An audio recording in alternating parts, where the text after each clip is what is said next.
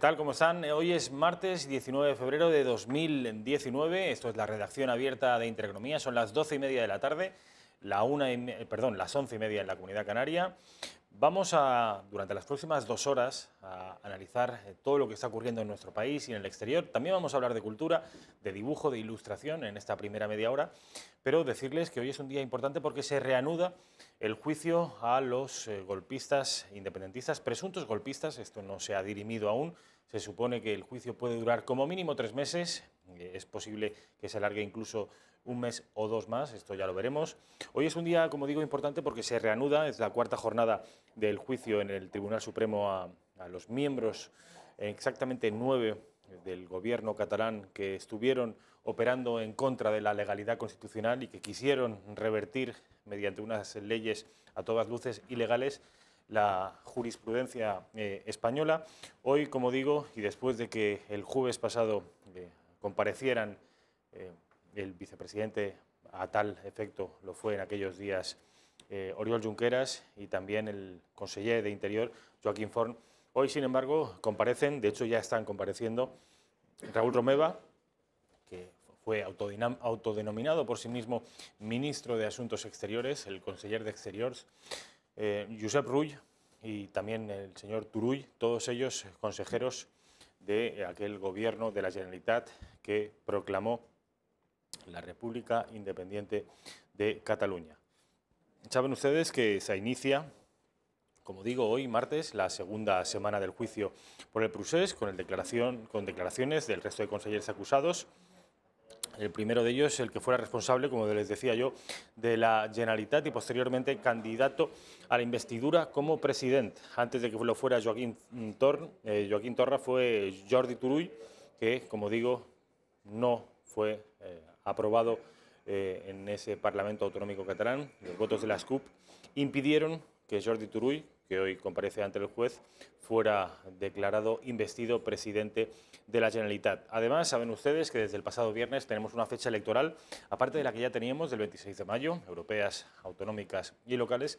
Tenemos una segunda fecha, anterior en el tiempo, cronológicamente situada el día 28 de abril. Además, hoy el Senado celebra su última sesión de control de la legislatura, de esta legislatura que tan poquito ha durado, con la presencia del presidente del Gobierno, Pedro Sánchez, que ayer dio una entrevista en Televisión Española.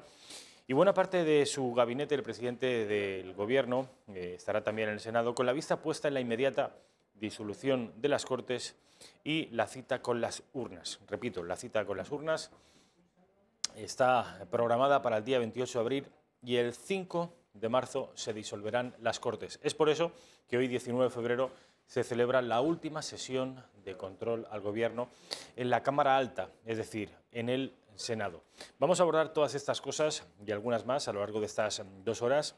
Déjenme ya que les presente al primero de nuestros invitados, que no tiene que ver, para su fortuna, con ninguna cuestión de las que hasta ahora les he hablado, que no es otra cosa que cargos imputados y delitos de rebelión. Estamos hablando de una persona que se llama Ricardo Sánchez, que es dibujante, que es ilustrador y que tiene en su haber libros tan fabulosos como este que les voy a dejar aquí, Raquel, para que le puedas echar un vistazo a esta portada, aunque luego vamos a ver imágenes, numerosas imágenes de Ricardo Sánchez.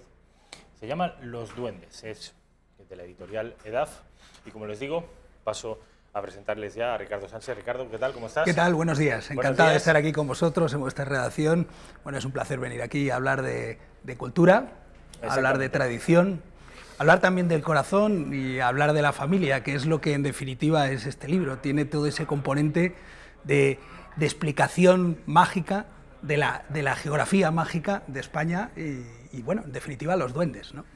Bueno, Los Duendes es un libro cuyo texto, cuyo contenido, al margen de las ilustraciones, tiene que ver con 2 autores, de nombre Jesús Callejo y Carlos Canales, y cuyas ilustraciones, que esto lo digo yo, no lo dice, seguramente no lo dirá Ricardo, pero cuyas ilustraciones, a mi juicio, son lo nuclear de este libro, porque de alguna manera nos facilitan la imaginación, nos ayuda a viajar por esos mundos de los duendes, que son mundos de ficción, ¿o no?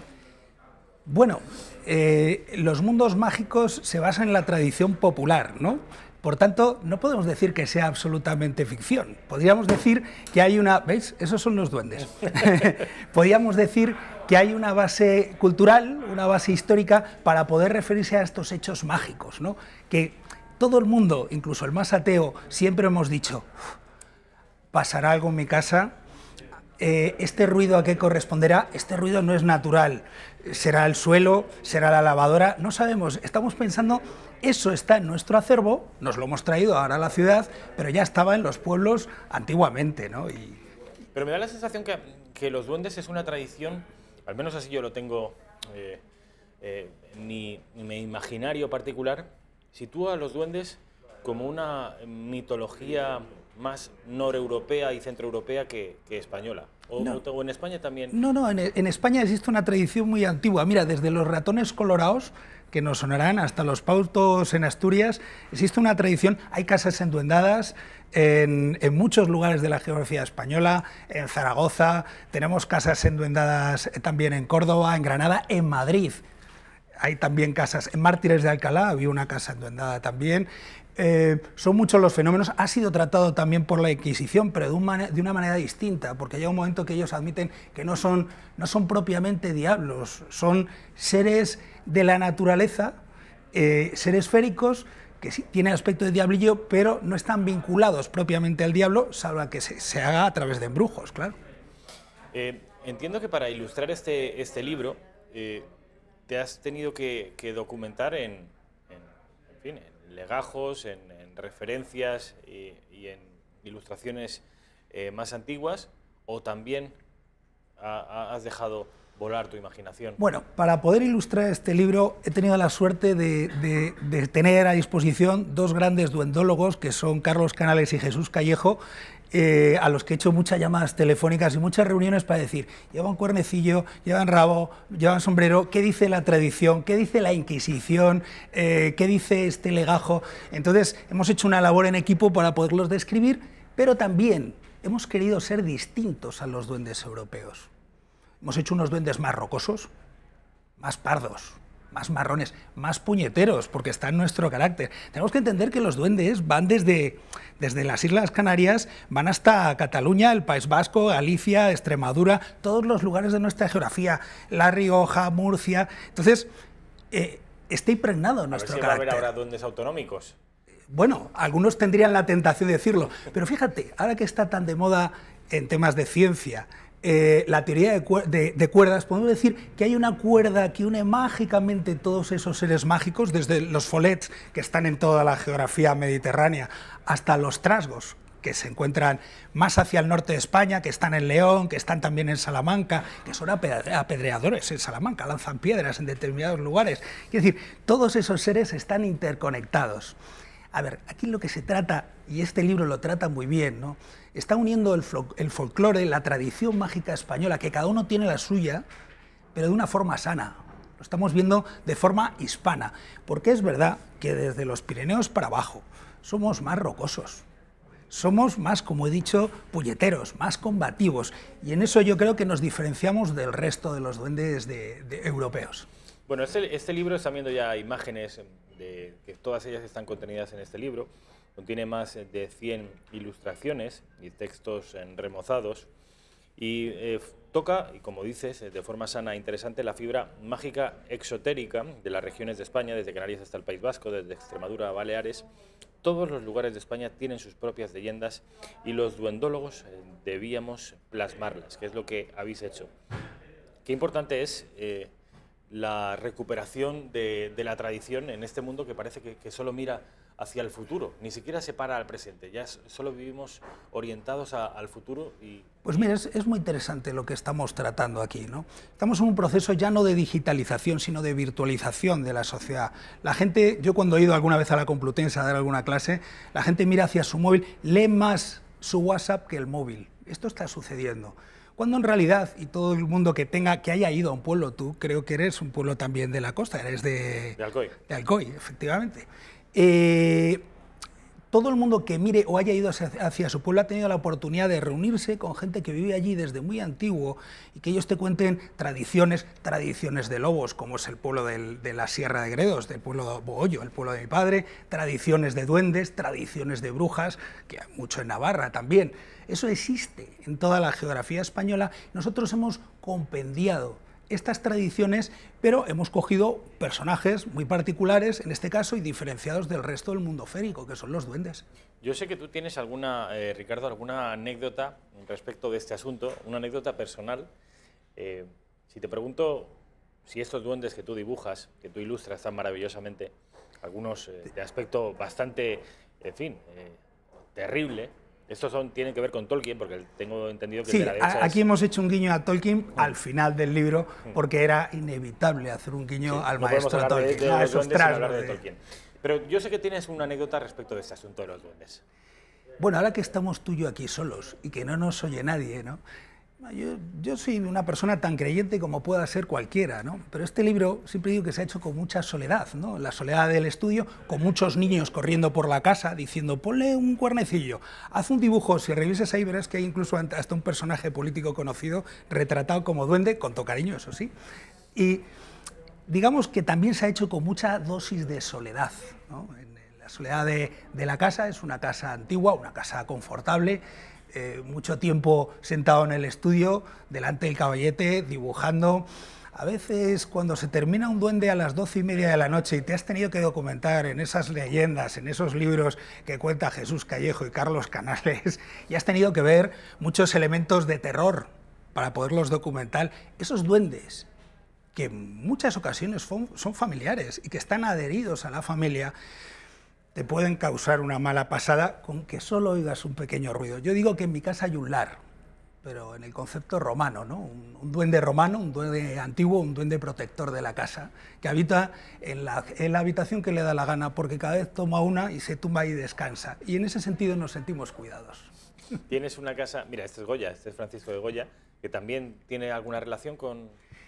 Bueno, Francisco de Goya decía algo que era muy sabio, ¿no? Y es que el sueño de la razón produce monstruos, ¿no? Entre otras cosas. Y sí retrataba también los duendes. Nos hace mucha gracia, porque todo el mundo, de alguna manera, o bien en manuscritos, o bien a través de sus textos o leyendas, o bien a través de sus dibujos, retrata al final a los duendes y tiene su propia versión de lo que deben de ser.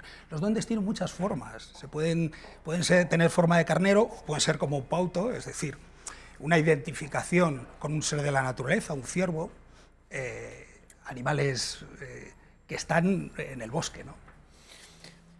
Estamos viendo todo imágenes relacionadas con los duendes. Este parece que es un duende que sale de una fruta, de una pera concretamente. Estos son malignos. En concreto, ese duende, que es el malino, ¿no? Corresponde a uno... Si digamos que la mayoría de los duendes no son ni buenos ni malos, pero tienen querencia a su familia, y además hay un montón de experiencias contadas, ¿no? En que cuando uno se marcha de la casa, el duende sale a decirle, ¿y ahora dónde vas? Nos vamos entonces, y se muda generalmente con el dueño de la casa, quiere seguir a la familia. Sí, también hay duendes malos, duendes que, como el Gaizquín o como el malino, aparecen por la noche, se posan encima del pecho de las personas y les absorbe la energía vital, ¿no? Y existe dentro de la tradición también este tipo de duendes malignos que se vinculan a una persona a la casa y que luego pues, se tienen que expulsar a través de exorcismos.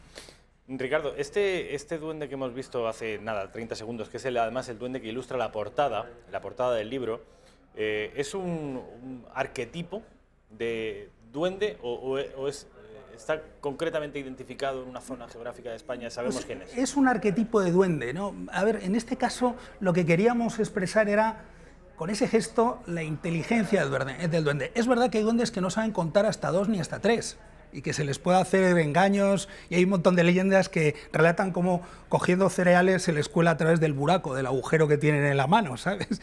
Pero sin embargo, sí es verdad que hay duendes que tienen inteligencia, que se vinculan a las personas y que son mandados por las personas a hacer cosas. En ese sentido, son como el diablo cojuelo, por ejemplo, son seres inteligentes, mandados por las personas y vinculados a ellos, domesticados de alguna manera. Son duendes que pueden llevarse en un alfiletero, que se pueden llevar en una botella, que se pueden llevar en un zurrón, ¿no? Como algunos duendes baleares. En fin, hay mucha variedad. Pero, ¿los duendes tienen que estar necesariamente ubicados en un... en el agro, en el mundo rural, o hay duendes urbanitas? No, hay duendes urbanitas. Los Folet, en concreto los Folet catalanes, son bastante más urbanitas de lo que pensamos. Están muy vinculados a los vientos, proceden de lugares de la naturaleza, pero sí están vinculados a las zonas urbanas porque les interesa mucho el hogar y sus gentes. Es decir, no nos extrañemos que haya leyendas de Madrid y leyenda de Córdoba, que ya era una ciudad amplia, con duendes.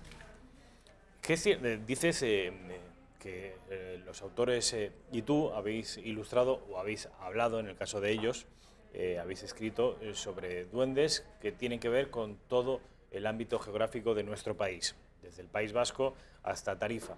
Pero tengo la sensación... Canarias también. Canarias, que es una tradición que podríamos ubicar más de Madrid hacia arriba. Bueno, a ver, esto es muy opinable. Hay duendes canarios. Además, los duendes canarios que nos recuerdan mucho también al pauto cántabro, en el sentido que también son animales blancos. Se pueden manifestar a través de un perro, se puede manifestar a través de un gato. Entonces, es verdad que hay más tradición duendera, por decirlo de alguna manera doméstica, nunca mejor dicho, entre nosotros en el norte. Pero sí es cierto que los duendes están hasta el sur y la tradición llega perfectamente hasta Baleares y hasta Canarias. Bueno, me interesa mucho el mundo de los duendes, de la duendología. Me interesa mucho las ilustraciones de Ricardo y me interesa por eso que me hables un poco de tu historia, de tu biografía particular. ¿Cómo, cuándo te dedicas a... ¿Cómo descubres el talento que tienes? Porque Ricardo tiene un talento extraordinario para el dibujo. A mí me gusta dibujar. Me quería haberme traído algún dibujo para que lo vieras. Se me ha olvidado, pero es algo que en fin, que me gusta mucho el dibujo y me gustaría que me dijeras cómo descubriste tú hasta el punto de que hoy te dedicas profesionalmente a ello. Voy a empezar al revés. Voy a empezar por la parte que me une a vosotros, ¿no? Estoy en el programa de Caza, Pesca y Naturaleza, soy el dibujante que me vinculo a Marcos y a su equipo, ¿no?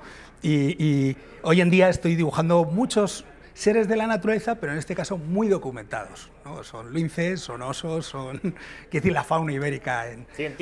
Científicamente documentadas y con una persona, tú lo sabes, como Alex, que está detrás para poder documentarlo y decir esto es así o esto es así. Sin embargo, yo sé también que durante los programas de radio dibujas a tu amor, es decir, tienes en la cabeza al oso, al león, los tienes tanto en la cabeza ya que no hace falta... Los documento previamente, es inevitable y además hay que documentarlos. Yo procedo de un mundo, curiosamente, aunque este libro se editó en el año 94 y se hizo hasta 16 ediciones, yo en estos años he cultivado un mundo que es el mundo de la ilustración histórica. He hecho mapas, he hecho libros de los tercios, los conocemos, los tercios de Flandes, Una pica en Flandes, El Gran Capitán, todos esos libros de la colección de EDAF, de crónicas de la historia, he colaborado con ellos, he colaborado con los propios autores, haciendo un conocido mapa, el mapa de los tercios de Flandes, El Camino Español.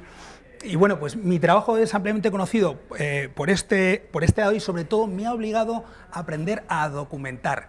Nos tenemos que dar cuenta que en la vida nada es cierto porque te lo digan, tienes que documentarlo y profundizar en ello. Es decir, el conocimiento de la historia no es lo que te cuentan en un blog, en un sitio o en otro, no es un compendio solamente de cosas, es ir a la fuente más veraz que haya, ¿no? Y sobre eso tenemos que documentar la historia y en mi caso la historia contada de manera gráfica.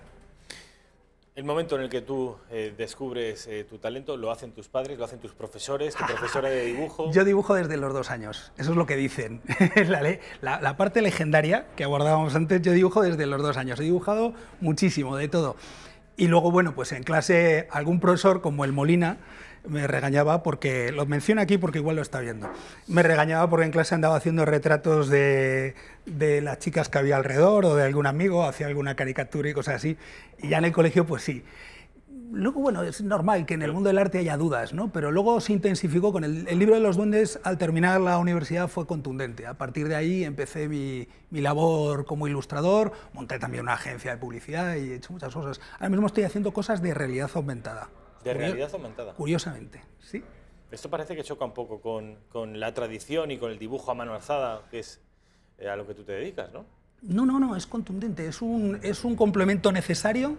En 2 años veremos que la realidad aumentada, a través del uso de gafas de realidad aumentada, de HoloLens, inundan, yo creo, amplias zonas del mundo editorial, pero también amplias zonas de los comercios, y la vinculación de una herramienta de realidad aumentada con el móvil lo vamos a ver, yo creo que en 2 o 3 años, y bueno, hay que estar en ello. Hicimos un proyecto para el Naval, lo hice entonces con Cintia Guillén y con un grupo, con Mario del Barrio, un grupo de colaboradores buenísimos. Y bueno, pues yo creo que esa es la evolución natural, seguir dibujando y seguir apoyándolo con herramientas tecnológicas. Con herramientas tecnológicas, porque además yo tengo entendido que tus dibujos, que son, en fin, a mano alzada, como digo, con lápiz. Bueno, puede ser con lápiz, puede ser acuarela, puede ser... Sí, pero cuando estás dibujando, por ejemplo, en el programa de radio... allí es a lápiz, allí es a lápiz. Luego haces una fotografía y lo llevas al ordenador. Y sí, luego lo digitalizamos, porque digamos que ese conjunto de dibujos nos puede llevar a tener una documentación muy interesante para provocar algún tipo de guía, ¿no?, de animales y de la naturaleza de la fauna ibérica, ¿no? Entonces es interesante. No lo retocamos en el ordenador, esos dibujos están ya muy acertados a lápiz. Hay otra fase que sí está hecha muy con lápiz digital, solo te hago un paréntesis, que es todo lo que se haya hecho, por ejemplo, con la Caballera de Alcántara, en el libro conocido de Laínez, de Fernando Martínez Laínez, pues ha sido hecho con lápiz óptico y, bueno, se utilizan todas las técnicas que pide el mercado, ¿no? Y además está muy bien que te hayas adaptado, porque entiendo que del mismo modo que un médico tiene que ir actualizando sus conocimientos en base a la nueva tecnología que va apareciendo en el mercado, al objeto de ser cada vez más eficaz y ir respondiendo a las necesidades de un mercado hiperdinámico. Entiendo que un dibujante, por el hecho de ser un oficio antiquísimo, quizá el segundo más antiguo del mundo,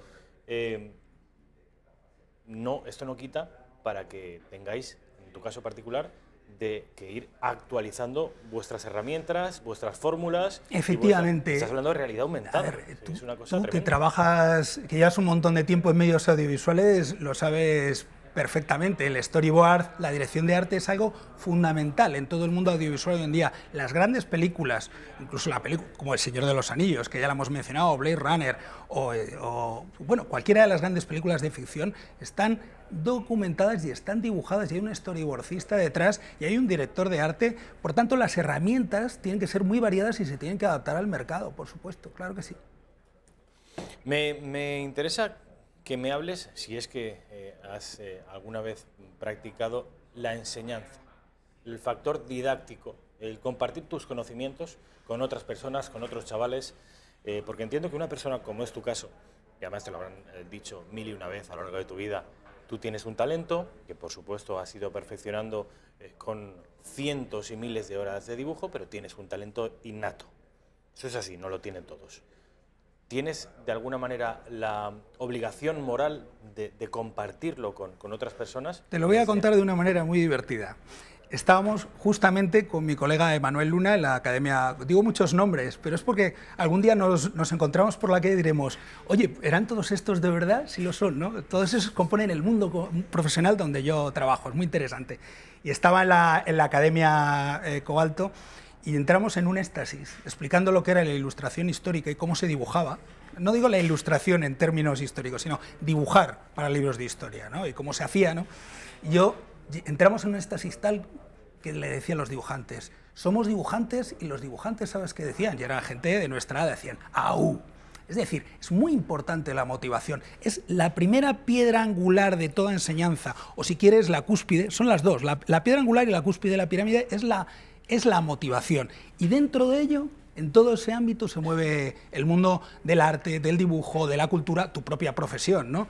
Entonces, para enseñarlo, desde la motivación, fundamental. ¿Somos dibujantes? Pues por supuesto que somos dibujantes. ¿Para qué sirve? Para todo aquello que sea la dirección de arte. Todo aquello, incluido, por supuesto, dibujar, pero todas las otras disciplinas, arquitectura, escultura, diseño, se pueden hacer muchas cosas dibujando, ¿no? Motivación. Y además yo entiendo que tú, además de compartir tus conocimientos técnicos, eres capaz de motivar a los alumnos. Lo estoy intentando hacer en estas fracciones de segundo, que no son muchas, y yo sé que de un momento a otro voy a decir, hasta aquí. Entonces, muy importante la motivación, pero muy importante no solo la propia, sino tener un profesor motivador y luego reflejarlo en un guión a la hora de llevar un curso que sea motivador. Ahora mismo estamos emprendiendo justamente unos cursos y tenemos que seguir mañana nos reunimos, un guión motivador, pero no solo en esto. Yo he dado clases en la Complutense, he estado explicando lo que es la agencia digital, que es en lo que he trabajado yo también. He hecho mucha página web, he hecho de todo, absolutamente lo que puedas, he hecho hasta pasarelas con Vinicio Pallaro y con un montón de gente cuando tenía Publicity y tal, ¿no? Entonces yo creo que ahí el factor a la hora de enseñar es la motivación y un buen guión que te lleve a través de la enseñanza a alcanzar esa cúspide. Pero si se te olvida la motivación, al final es todo como si estuviéramos hablando bajito. ¿A que no se oye? No se oye. Hay que hablar en voz alta y hablar bien de tu profesión y incitar a la gente a hacerlo. Dice Ricardo que estás preparando unos cursos. ¿Cursos de qué? Bueno, en la actualidad... Porque además no quería yo.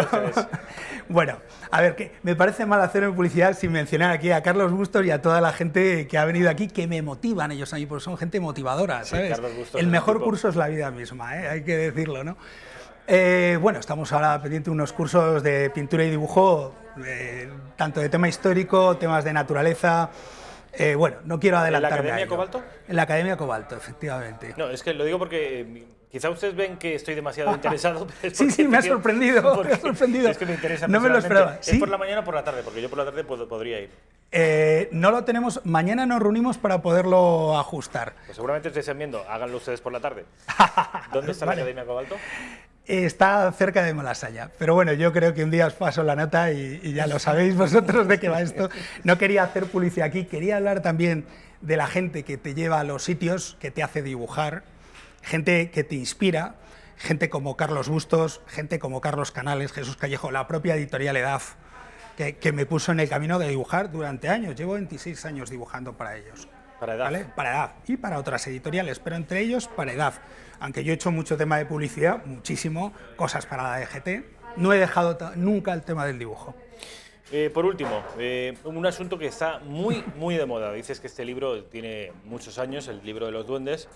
Es un asunto clásico, el tema de los duendes, atractivo para todos. Pero hay otros asuntos en clave más histórica, militar, castrense, que tiene que ver con la historia de España, con la historia imperial de España, que yo detecto que de unos años a esta parte, 6, 7, una década como mucho, está recobrando un dinamismo y un músculo como no había tenido nunca. Y estoy hablando de los tercios viejos, a los que tú has puesto forma corpórea y los has figurado en una hoja de papel, que luego se han multiplicado en las hojas de los libros. ¿Tienes tú también esta misma sensación? ¿Que los españoles están empezando a reconciliarse con su historia? La historia, como haremos en unos meses, tenemos varias cosas pensadas. Date cuenta, hemos retratado hasta Cervantes y tenemos varias cosas hechas de este estilo. La historia se puede contar en clave gráfica y no se puede, se debe contar en clave gráfica porque es lo que más se ve, ¿verdad? Lógicamente. Entonces, se debe contar en clave gráfica y yo creo que realmente la gente, en esa búsqueda de la identidad, igual que libros mágicos como Los Duendes o libros de otras temáticas que se identifican mucho con el acervo, los libros de historia ahora mismo la gente lo está buscando. Las comunidades autónomas puede ser una estructura interesante, pero no dejamos de ser una nación desde la época de los romanos y eso nos ha llevado a lo que somos actualmente, ¿no? En este sentido, la gente está buscando la identidad, los orígenes. Yo creo que hay que abundar en contar los orígenes, no solo hasta los tercios. ¿Por qué no hasta los romanos? ¿Y hasta los iberos? ¿Por qué no? ¿Entiendes? Hay que buscar el origen. Esto también has hecho tú mucha ilustración histórica. Sí, de romanos y de todo esto tengo bastante hecho. También es un asunto que requiere de una documentación profundísima, claro. Hombre, y sobre todo el seguimiento de los autores, de una comunicación muy amplia con los autores. Bueno, tú has tenido por aquí a Garbi, a José Luis Hernández Garbi, y con Javier Santamarta, Javier Santamarta, bueno, todas, tanto si había algún desplegable específico, el libro de los cruzados que hice para Garbi, ¿no? O alguna portada y tal, siempre en contacto con la editorial y los autores, porque al final no se trata solamente de narrar la historia, sino también dar la punzada de sentimiento que quiera poner el autor en el libro, y tienes que estar identificado con ello. Si no está casado, lo que cuenta es una portada, con lo que el autor piensa y siente acerca del libro que ha hecho, aunque sea una novela de ensayo, no es lo mismo. Tiene que ser así. Tiene que haber cierta química con el autor, Tiene que haber química. Se traduce en marketing, ¿eh? O sea, no quería pronunciar la palabra marketing, pero cuando hay química entre dos interlocutores, se traduce en un marketing muy especial. La gente ¿no? Eso sale una chispa que funciona. Funciona, la gente se enchufa inmediatamente esa comunicación, ¿no? Y yo creo que la portada es una herramienta de comunicación indispensable para el libro. Desde que se ideó la cubierta es, digamos, la punta de lanza de venta de un libro. Por tanto, tiene que haber química entre el autor y lo que se diseña. Sí, yo creo que sí. Entre la temática. Has hecho muchas portadas. Pues con la editorial Edad debo haber hecho más de 300 o más de 500, no sé, no las sé para contar. Estaba mirando últimamente en el baúl de los recuerdos muchísimas cosas. Hay, sin embargo, una tendencia que yo estoy detectando últimamente que tiene que ver con portadas que huyen deliberadamente de cualquier ilustración y dejan el título y juegan con las letras, con la tipografía, con los colores, pero procuran evitar cualquier concepto figuralista. Figurativo. ¿Lo has detectado esto? Sí, a ver, lo he detectado. Esto no es de ahora. Esto no nos viene bien, ¿eh? No es de ahora. Esto viene de Norteamérica, viene de hace tiempo. Cuando yo trabajaba en tiempos con EDAF había otro editor, con Sebastián. También trabajamos muchos libros acerca de tema mágico y esotérico. Y la única manera, o sea, vida después de la vida, ¿cómo lo vas a contar en una portada? No vas a poner un cadáver. Puedes poner unas nubes etéreas, pero lo que te interesa es que aparezca un titular grande. Bueno, esto es una técnica muy norteamericana que lleva mucho más tiempo cultivando el marketing que nosotros y, ¿por qué no? También es necesario saber diseñar. Claro, es necesario estar en ese mundo. Claro que sí. Bueno, ¿dónde pueden los espectadores de la redacción abierta conocerte más y, sobre todo, verte más, ver tus ilustraciones, conocer tus trabajos? Tienes, tengo entendido, una cuenta de Instagram.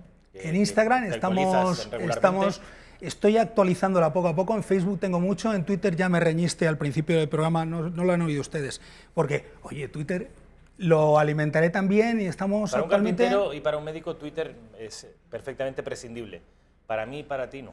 Sí. Necesitas estar sí, porque somos gente de la comunicación. Claro, vivimos de lo que opinen o del trabajo que guste o no guste a... Por cierto, tengo que enviarte, aprovechando ya televisión, lo que tengo de comunicación gráfica, pero cómica y política. Ya te lo mandaré. Me encantaría verlo. Así pasaremos, aparte de ser unos ratos divertidos, podemos hacer ahí algún tipo de colaboración. Pero no te metas siempre con la derecha, ¿eh? Como hacen en el juego, métete también con la izquierda. No, yo reparto izquierdas y derechas, vale, porque mira, la verdad no tiene ideología. Lo único que hay que ahondar mucho en ello. Bueno, Instagram y Facebook, ¿dónde te pueden encontrar? Ricardo Sánchez es tu nombre, entiendo. Sí, buscando... Ricardo Sánchez Rodríguez, me pueden buscar por Risco Negro también, y sobre todo ahora mismo lo que tengo desarrollado es el Facebook y el Instagram. Instagram, son estas dos Pero plataformas. También me pueden encontrar con el equipo de Carlos Bustos, en el Centinela, pues hablando en alguna de sus tertulias, y por supuesto ese equipazo que tiene Carlos, que ya conocemos todos, a Garbia, Mercedes también. Valdeón.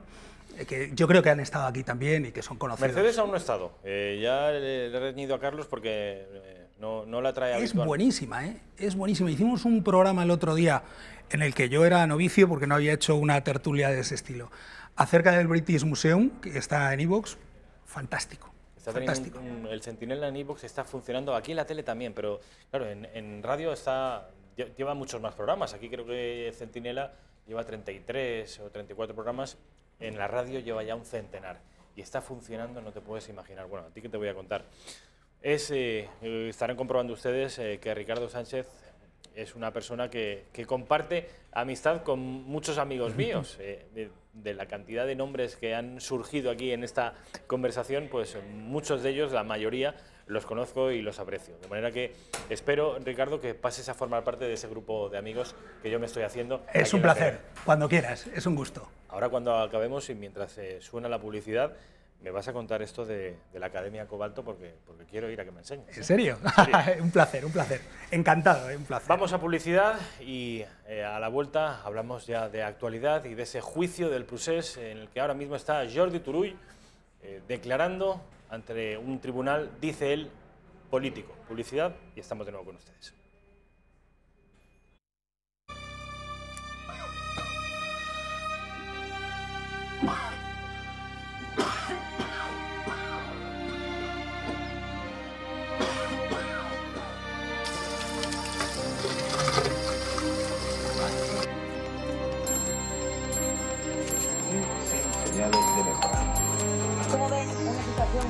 totalmente diferente a la que nos dibujaba nuestro presidente hace poco más de 2 años. Vamos a tener 4 años por delante de crecimiento, de empleo, de más políticas sociales y de apoyo a quien pueda tener dificultades. De apoyo, no de recortes, no de decretazos, de apoyo. Con la nueva reforma de las pensiones del gobierno vamos a tener que buscar trabajo desde la cuna.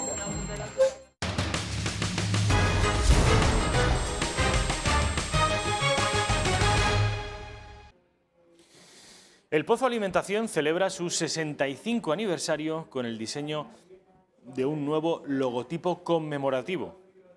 Un logotipo que se incluirá en todos los canales de comunicación de la compañía y con la organización de diversas actividades que se desarrollarán a lo largo del año. El equipo de diseño del Pozo Alimentación, formado por José Luis Fuentes, José Manuel Sánchez, Monse Moreno, Nacho Cuevas y Damián Rubio, ha diseñado un logotipo que se inspira en el rojo corporativo de la compañía combinado con el dorado, un color que representa sentimiento de alegría y felicidad. La imagen utilizada es clara y sencilla y va ligada a un eslogan: uno más de la familia. Un eslogan que concentra los valores que ha llevado a la empresa a posicionarse como la marca líder y de referencia para los consumidores en España. Este nuevo logotipo se utilizará durante 2019 en acciones de publicidad, páginas web, redes sociales y otros soportes, así como en los documentos, por supuesto, corporativos de la empresa. Además, el Pozo Alimentación organizará diversas acciones a lo largo del año, como congresos profesionales relacionados con el sector, simposios, exposiciones, patrocinio de iniciativas de carácter cultural y deportivo, material conmemorativo, así como otras actividades vinculadas a la celebración de esta efeméride y ligadas a la promoción de valores y hábitos saludables, hábitos que caracterizan, por cierto, a la compañía. 65 años de servicio a los consumidores son ya los que lleva el Pozo, que cumple, como digo, estas 6 décadas, más de 6 décadas y un lustro, con la firme voluntad de servicio al consumidor, porque la marca El Pozo es una de las más consumidas en los hogares españoles. ¿Y por qué? Pues gracias a la confianza que todos los días ponen en ella millones de personas que la eligen. La compañía acaba de superar los 5.000 trabajadores directos, a los que hay que sumar otros 23.000 indirectos. Unos, en total, casi 28.000 trabajadores que directo o indirectamente trabajan para el Pozo Alimentación, que son el cómputo global, casi 30.000 personas que genera su actividad empresarial. Sin duda, un dato importante que la sitúa entre los principales generadores de empleo del país. El Pozo Alimentación nace en el año 1954, aunque su origen se remonta a 1935, con la apertura de un modesto establecimiento de comestibles ubicado en la plaza El Pozo Concejil de la localidad murciana de Alhama de Murcia.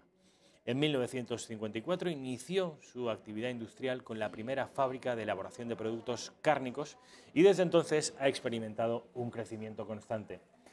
Un crecimiento basado en una estrategia de reinversión y mejora continuada. Desde su creación implantó un control de proceso, CIP, un modelo productivo que garantiza la total trazabilidad de los alimentos desde el principio hasta el final de cada proceso.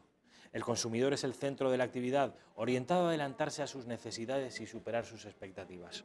El Pozo Alimentación es una empresa 100% familiar con un modelo de negocio eficiente, humano, social y ambientalmente responsable. La empresa tiene su sede, como decíamos, en Alhama de Murcia, en uno de los complejos industriales más grandes del sector cárnico en toda Europa. Un sector industrial, un complejo industrial, por mejor decir, con más de 250.000 metros cuadrados de superficie construida. Su capacidad productiva se sitúa entre las 450.000 y las 500.000 toneladas al año. Sus ventas anuales superan los 1.000 millones de euros de facturación. Con una filosofía que de mejora constante, el Pozo Alimentación dedica gran parte de sus recursos al desarrollo de alimentos equilibrados y nutritivos. Contempla en sus planes de RSC, que significa Responsabilidad Social Corporativa, actuaciones de ámbito social, medioambiental, económico y deportivo orientadas a mejorar el entorno en el que se desarrolla su actividad. Por último, decirles que el origen familiar del Pozo Alimentación, junto a otras fortalezas representativas de la compañía como la innovación, el esfuerzo, el compromiso, la generación de empleo, la trazabilidad o la seguridad alimentaria, ha conformado el ADN de la empresa. Bueno, pues ya han visto ustedes, el Pozo Alimentación, una de las empresas que más trabajo dan a los españoles, casi 28.000 empleos entre directos o indirectos. Javier Torres García, ¿cómo estamos? Buen hombre. ¿Qué tal, Rafael? El Pozo Alimentación, entiendo que como todos los españoles tú también tendrás productos del Pozo en tu nevera. Por supuesto, Rafael. ¿Qué productos del Pozo tienes, por ejemplo? Embutidos. Embutidos, no ibas a tener, no sé, claro, son embutidos lo que hay, pero dentro de los embutidos, ¿cuál es lo que más consumís en tu casa? Me encanta el salchichón, Rafael. El salchichón te encanta, eso Me ya lo encanta. sabía yo. Pero también te encantará el choped, por ejemplo, o el jamón york, o el jamón serrano también del Pozo. ¿Tiene? Me gusta todo, la verdad. ¿Te gusta todo? Todo, todo. Bueno, yo decirles que también soy un gran fan del salchichón, del chorizo y del morcón, que todos estos productos son productos del Pozo Alimentación. Bueno, que sepan ustedes que Javier Torres nos va a acompañar para hablar de política. Estoy volviéndome un poco loco con la cámara porque cuando miro la cámara 3, mi compañera Raquel enfoca la 1 y cuando miro la 1 enfoca la 3. De manera que, Raquel, vamos a quedarnos aquí, si te parece. No sé, Javi, si estás un poco al tanto de lo que está ocurriendo hoy en el Tribunal Supremo. Sabes que es la cuarta jornada. La semana pasada, martes, miércoles y jueves, se celebraron las primeras 3 jornadas del juicio a los golpistas. El día de hoy empieza la cuarta jornada con 3 nuevos protagonistas, que son Jordi Turull, Joaquim Rull y Raúl Romeva, que fue el antiguo, él se decía, ministro de Asuntos Exteriores de la República Catalana. Bueno, ¿has estado un poco siguiendo el juicio? ¿Sabes si alguno se ha puesto a llorar? Porque sabes que No, de momento no. Turull ha dicho una cosa, Rafa, importante, que es que ellos tenían como modelo, dice, el 9 de noviembre. El referéndum del 9 de noviembre del... ¿Un acto más? Exactamente. Cuando Rajoy también era presidente. Hay que recordar que los 2 referendos que se celebraron en Cataluña por la independencia, el que estaba en la Moncloa era el señor Mariano Rajoy Brey. Eso hay que recordarlo. Lo ha hecho Pedro Sánchez y yo creo que tiene toda la razón. Luego el PP puede ahora rasgarse las vestiduras y prometer mucha firmeza contra los partidos separatistas, contra un nuevo golpe de Estado, contra una nueva celebración de un referéndum en Cataluña, pero es que era Rajoy el presidente. Entonces, como aquello transcurrió con más tranquilidad, por decirlo así, que lo que vimos el 1 de octubre de 2017, pues Turull es en lo que está basando la defensa. Nosotros nos basamos en el 9 de noviembre. En ese referéndum tranquilo, Rajoy miró hacia otro lado, hay que recordarlo, Mariano Rajoy miró hacia otro lado y ya claro, el 1 de octubre de 2017 ya iba muy tarde, mandando a la policía, se hizo todo tarde y mal y vimos el resultado, ¿no? Imágenes lamentables, la Policía Nacional forcejeando con los Mossos d'Esquadra obedeciendo a la Generalidad de Cataluña, la Guardia Civil otro tanto, igual que la Policía Nacional. Entonces, cuando las cosas se hacen tarde y mal, cuando se mira hacia otro lado y los problemas crecen, que es en lo que ha basado Mariano Rajoy su estrategia, el don tancredismo, Rafael, pues... Tancredismo se suele llamar. Me ¿Sabes gusta... en qué consiste lo del... Sí, ¿Cuál claro. es el origen de...? Explícaselo. ¿Saben ustedes que cuando de una persona que se muestra impertérrita ante los problemas, ante las situaciones graves y los desafíos, incluso a su integridad vital, cuando una persona se muestra impasible, impertérrita, como digo, incluso de una manera un poco irresponsable, se dice de ella que está practicando el tancredismo, o se señala a esa persona como un don Tancredo. Tú, que además eres muy aficionado al arte de la lidia, no porque lo practiques, sino porque te gusta verlo, ¿podrías explicarle a los espectadores en qué consiste eso del tancredismo? El don Tancredo es un muñeco que se pone cuando sale el toro, se recibe al toro con un muñeco, pues sustituyendo al torero, cuando lo recibe a Portagayola, pues se pone ese muñeco de trapo para que el toro pues trate de embestir sobre el mismo. Entonces, lógicamente, pues al ser un muñeco no se mueve y eso es hacer el don Tancredo.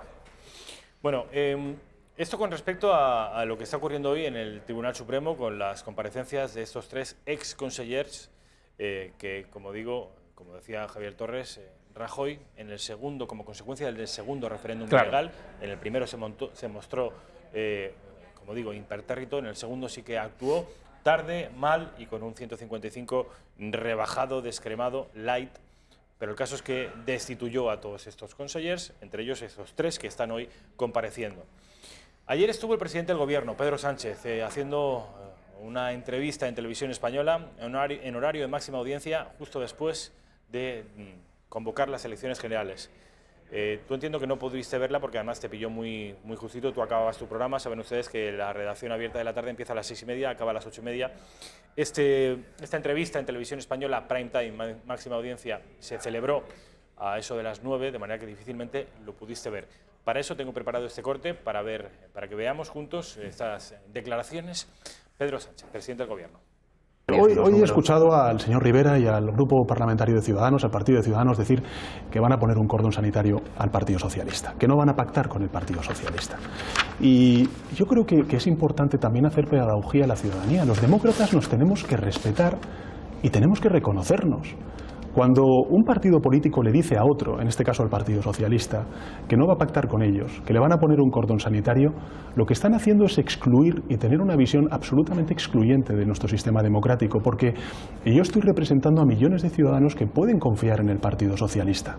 Fíjese, hay muchas ocasiones que se habla del bloque de la moción de censura y yo discrepo, siempre he discrepado de ese apelativo, de ese calificativo. Le voy a decir por qué, le voy a dar la vuelta a ese argumento que utilizan del bloque de la moción de censura. La moción de censura podía prosperar o no prosperar en función del voto afirmativo o negativo de los grupos independentistas catalanes. Si en el mes de junio esos grupos independentistas catalanes hubieran votado que no a esa moción de censura y hoy quien estaría sentado aquí fuera Mariano Rajoy como presidente del Gobierno, ¿eso hubiera significado que Mariano Rajoy había pactado con los independentistas? ¿Sí o no? Es evidente que no. Es decir, nunca ha habido un acuerdo con los independentistas. Bien, en el último Consejo de Ministros, hace escasos días, se ha finalizado ya el expediente administrativo. Ahora ya se le ha notificado a la familia Franco que el Gobierno de España va a proceder a la exhumación del dictador del Valle de los Caídos y se le va a dar un plazo de 15 días hábiles a la familia para que nos diga exactamente dónde quiere reinhumar los seres de su abuelo, el dictador. Lógicamente ha habido un informe muy sólido jurídicamente que ha dicho que la Almudena no es el lugar para reinhumar al dictador y que por tanto tendrán que decirnos otro espacio en el que reinhumar los seres, los restos de su abuelo. Bueno, ya han escuchado al presidente del Gobierno. Antes de darle la palabra a mi compañero Javier Torres, quiero darles una última hora. Me pasa la chuleta mi compañero Xavier Orcajo, porque el día 26 de este mismo mes, martes, es decir, el próximo martes, justo dentro de una semana, adivina quién va a comparecer en el Supremo. Mariano Rajoy Brey. Efectivamente, va a comparecer en calidad de expresidente del Gobierno y en calidad de responsable de toda aquella operación de apaciguamiento y de intentar aplacar el golpe de Estado. Y Soraya, 26. El día siguiente. Soraya Sáenz de Santa María. Y el miércoles 27, Soraya Sáenz de vicepresidenta Santa María. al día siguiente, eso es. Esto va a volver a traer, desde luego, la atención mediática internacional, porque sentar a un expresidente del Gobierno en el juicio contra el proceso de los golpistas, pues va, desde luego, a traer la atención mediática. Luego seguimos con el juicio, pero ¿qué te han parecido las palabras del presidente? Bueno, él está ahora jugando, Rafa, soy víctima de los independentistas y de los partidos de la derecha trifálica, como ellos los están llamando, pero el caso es que eso es rotundamente incierto. Incluso está hablando de cordón sanitario. Hay que recordar que el primer partido de España que impulsó un cordón sanitario fue el Partido Socialista, el Pacto del Tinel, el PSC, dejando fuera de la vida pública al Partido Popular. Aquello, Rafa, sucedió durante el mandato de José Luis Rodríguez Zapatero. Mariano Rajoy, después de las elecciones del 14 de marzo de 2004, después de esos atentados, ganó Zapatero y el Partido Socialista de Zapatero radicalizó su discurso, dejando al PP fuera de la vida pública. Ahora Sánchez es casi irrisorio que nos hable de que él es víctima del cordón sanitario. Él ha llegado al Palacio de la Moncloa de manos del PDeCAT, de RC, partidos, no lo olvidemos, cuyos líderes están sentados en el Tribunal Supremo, presuntos golpistas o golpistas directamente, Rafa. Y luego, por otro lado, también ha sido un apoyo el Partido Nacionalista Vasco hasta el final. La semana pasada apoyó los presupuestos generales del Estado, no así Bildu, pero Bildu son los representantes de los terroristas de la banda ETA. Y estos han sido los señores que propiciaron que Pedro Sánchez estuviese en la Moncloa 8 meses y medio, va a estar 9, hasta que el 5 de marzo disuelva la Cámara Baja, el Congreso de los Diputados, y ya aparezca de una vez por todas en el Boletín Oficial del Estado la convocatoria para el 28 de abril. Es a lo que está jugando ahora Pedro Sánchez, Rafa, a tratar de situarse en el centro, ¿no? Soy la moderación, soy el centro entre los independentistas y, por otro lado, entre Ciudadanos, Partido Popular y Vox. Si Sánchez tuviese la ocasión, si la suma de escaños lo requisiera, PSOE más Ciudadanos, no tengan ninguna duda de que ese pacto saldría adelante. Pero si eso se contradice con lo que acaba de decir Ciudadanos. Ciudadanos dijo ayer en la Ejecutiva que no va a pactar con Pedro Sánchez, pero eso lo quiero yo ver, porque ya con Pedro Sánchez se reunieron en una mesa en el año 2016, y no solo con Pedro Sánchez, sino que los señores de Ciudadanos se sentaron con Podemos. Y se han vuelto a sentar con Podemos en la conformación de la mesa de la Junta de Andalucía. A los que han dejado fuera de verdad han sido Vox y ha sido Ciudadanos. El Partido Socialista, por supuesto, pero Ciudadanos ya sabemos que muchas de las cosas que dicen luego no se cumplen, y en ese sentido la historia y los hechos hablan por sí solos. Se sentó en el año 2016 en una mesa con Podemos y con el Partido Socialista de Pedro Sánchez, al que ahora tanto recriminan su deriva separatista y su deriva radical. Yo, de verdad, porque en las últimas semanas y los últimos meses hemos visto como Ciudadanos a quien dejaba fuera era Vox, y siempre que las cuentas diesen esa posibilidad, ha habido un acercamiento al Partido Socialista. Es a lo que está jugando Ciudadanos, a tratar de arrebatar votos al Partido Socialista, que por un lado se están yendo a Podemos, se está radicalizando el discurso, y esos socialistas descontentos, Rafa, o bien se van a la abstención o bien se van a Ciudadanos, tal y como vimos en las elecciones andaluzas. ¿Te parece, Javi, que hagamos un repaso a la prensa, lo que trae hoy la prensa del día, tanto la de Madrid como la editada en Barcelona? Vamos, si te parece, Raquel, a ver si podemos ver el diario El Mundo, el diario del grupo de Unidad Editorial. Rivera veta a Sánchez y apuesta por un pacto a la andaluza. Parece que Rivera te contradice. La Ejecutiva de Ciudadanos decide por unanimidad no negociar con el PSOE tras el 28A. Esto es importante porque no solo no negociar con Pedro Sánchez, sino tampoco con el partido en sí mismo. Es decir, si Pedro Sánchez abandonara la dirección ejecutiva del PSOE, tampoco, dicen desde Ciudadanos, se sentarían con ellos. Sí contempla apoyar a los varones socialistas en las autonómicas. Bueno, un pacto a la andaluza para Rivera es dejar a Vox fuera de toda mesa de negociación. Es que ni siquiera se sentó con Vox. Rivera, que sí se sentó con Podemos, no se sentó con Vox. Rivera pactó con el Partido Popular y el Partido Popular, por otro lado, llegó a un acuerdo con Vox. Un acuerdo, por cierto, que ya se está incumpliendo en relación a la ley de la memoria histórica. Moreno Bonilla, presidente de la Junta de Andalucía, ha dicho que va a seguir cumpliendo todos los requisitos y formalidades de la ley de la memoria histórica, tal y como ha venido haciendo Susana Díaz del Partido Socialista. Se arriesga a que no le aprueben los presupuestos, ¿eh? Ya lo ha dicho Santiago Abascal. Ustedes me están tomando el pelo, me están vacilando porque firmaron algo que están incumpliendo. Nosotros no le vamos a apoyar los presupuestos. Y a ver, señor Moreno Bonilla, cómo sale usted de esta. Vamos con el siguiente periódico, de los, como digo, editados en Madrid, y que tienen, esto sí, auténtica vocación nacional. Porque saben ustedes que La Vanguardia y el periódico, pues sí, técnicamente lo son, con ámbito nacional, pero tienen una orientación mucho más autonómica catalana. Ciudadanos cierra la puerta a cualquier pacto con el PSOE tras el 28 de abril. Insistimos, insiste Ciudadanos, en que no va a haber posible pacto con los socialistas. Vamos con el siguiente, que creo que es el diario ABC, diario de Vocento. Insiste en la misma idea. Ciudadanos vota no a Sánchez. Faltaría unas comillas simples, ¿no, Rafa? En el no, ¿verdad? Sí, Ciudadanos vota no a Sánchez. Sí, estaría bien, porque además esa palabra, esa negativa, ha sido muy explícita en el comunicado oficial de los naranjas, de los centristas, de los, como dirían en Vox, los amigos de Macron. Vamos con el diario de Planeta, con La Razón, que dice, ayer estuvo Abascal en el diario La Razón, en una conferencia. Abascal agitará la campaña con un Vistalegre en Cataluña. ¿Esto qué quiere decir, Javi? Pues esto quiere decir que va a celebrar un gran acto, como celebró el pasado mes de octubre la antigua Plaza de Toros de Vistalegre. Recordemos que 9.000 personas abarrotaron el recinto, unas 3.000, 4.000 se quedaron fuera. Ese fue el pistoletazo de salida de Vox. Los grandes medios de comunicación comenzaron de una vez por todas a hablar del partido de Santiago Abascal. Desde octubre el partido de Abascal pues no hizo más que crecer en afiliados, pero también en repercusión y en difusión, en llegar a más número de españoles. Luego, 2 meses después, se celebraron las elecciones andaluzas, Rafa, y como todos sabemos, pues Vox sacó un excelente resultado, 12 escaños, ninguna encuesta le daba resultado semejante, y ahora, pues durante la campaña electoral, que por cierto comienza el viernes de Dolores, la verdad que una campaña electoral en Semana Santa es bastante incómoda para los partidos y para también los ciudadanos, pues pretende hacer algo similar en Barcelona. Yo estoy convencido que no sé dónde van a celebrar el acto, pero sea donde sea, convencidísimo, Rafa, de que van a concitar muchísimas adhesiones, un montón de gente seguro que irá al acto. Y no porque lo diga yo ni que yo sea adivino, Rafa, sino porque es una tendencia que se ha venido repitiendo en los últimos meses. Sí, pero Barcelona no es Madrid, Javi. En plazas tan complicadas como Pamplona, por ejemplo, el otro día, el hotel NH Iruña llenó la sala de congresos de ese hotel, 1.200 personas, pero es que cientos de personas se quedaron fuera. Y todo esto con 2 scratches anunciados, uno por parte de los batasunos, otro por parte de grupos feministas. O sea que el miedo que puedan generar estos grupos radicales, tratando de que la afluencia a los actos de Vox sea lo menor posible, pues ni mucho menos está repercutiendo en la asistencia. Ya lo estamos viendo.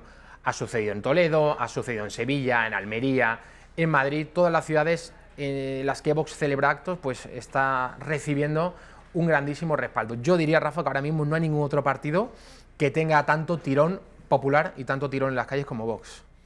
Vamos con el penúltimo periódico, este ya sí editado en Barcelona, el periódico de Cataluña, que en su versión en catalán es la que nos llega.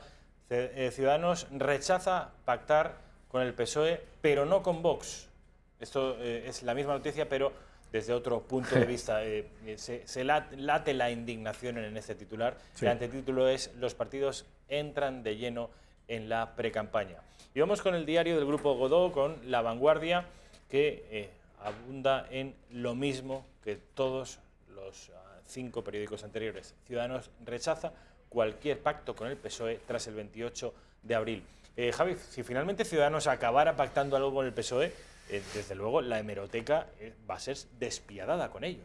Bueno, sería despiadada sin duda, pero no es algo que no hayamos visto ya en relación a Rivera y a Ciudadanos. Hace muy poquito, en la manifestación que tuvo lugar en la Plaza de Colón, hace 9 días, hace 2 domingos, Ciudadanos, Partido Popular y Vox acordaron que la única bandera que se iba a usar en esa manifestación era la de España. Eso lo rompe Ciudadanos, repartiendo banderas de Europa desde primera hora de la mañana, justo antes cuando empezaban a llegar las primeras personas a la Plaza de Colón.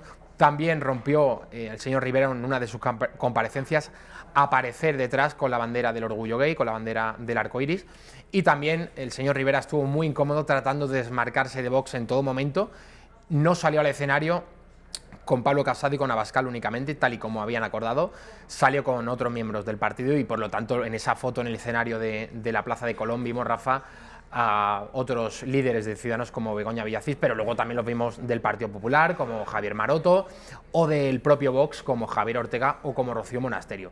O sea que Rivera hemos visto que está muy incómodo cuando le pueden encasillar con Vox, y todo lo que ha venido haciendo, hasta que le han dicho no en el Congreso de los Diputados a Sánchez, y se hizo público el documento de los 21 puntos con Torra, que dejaban muy mal lugar al gobierno de España, del señor Sánchez.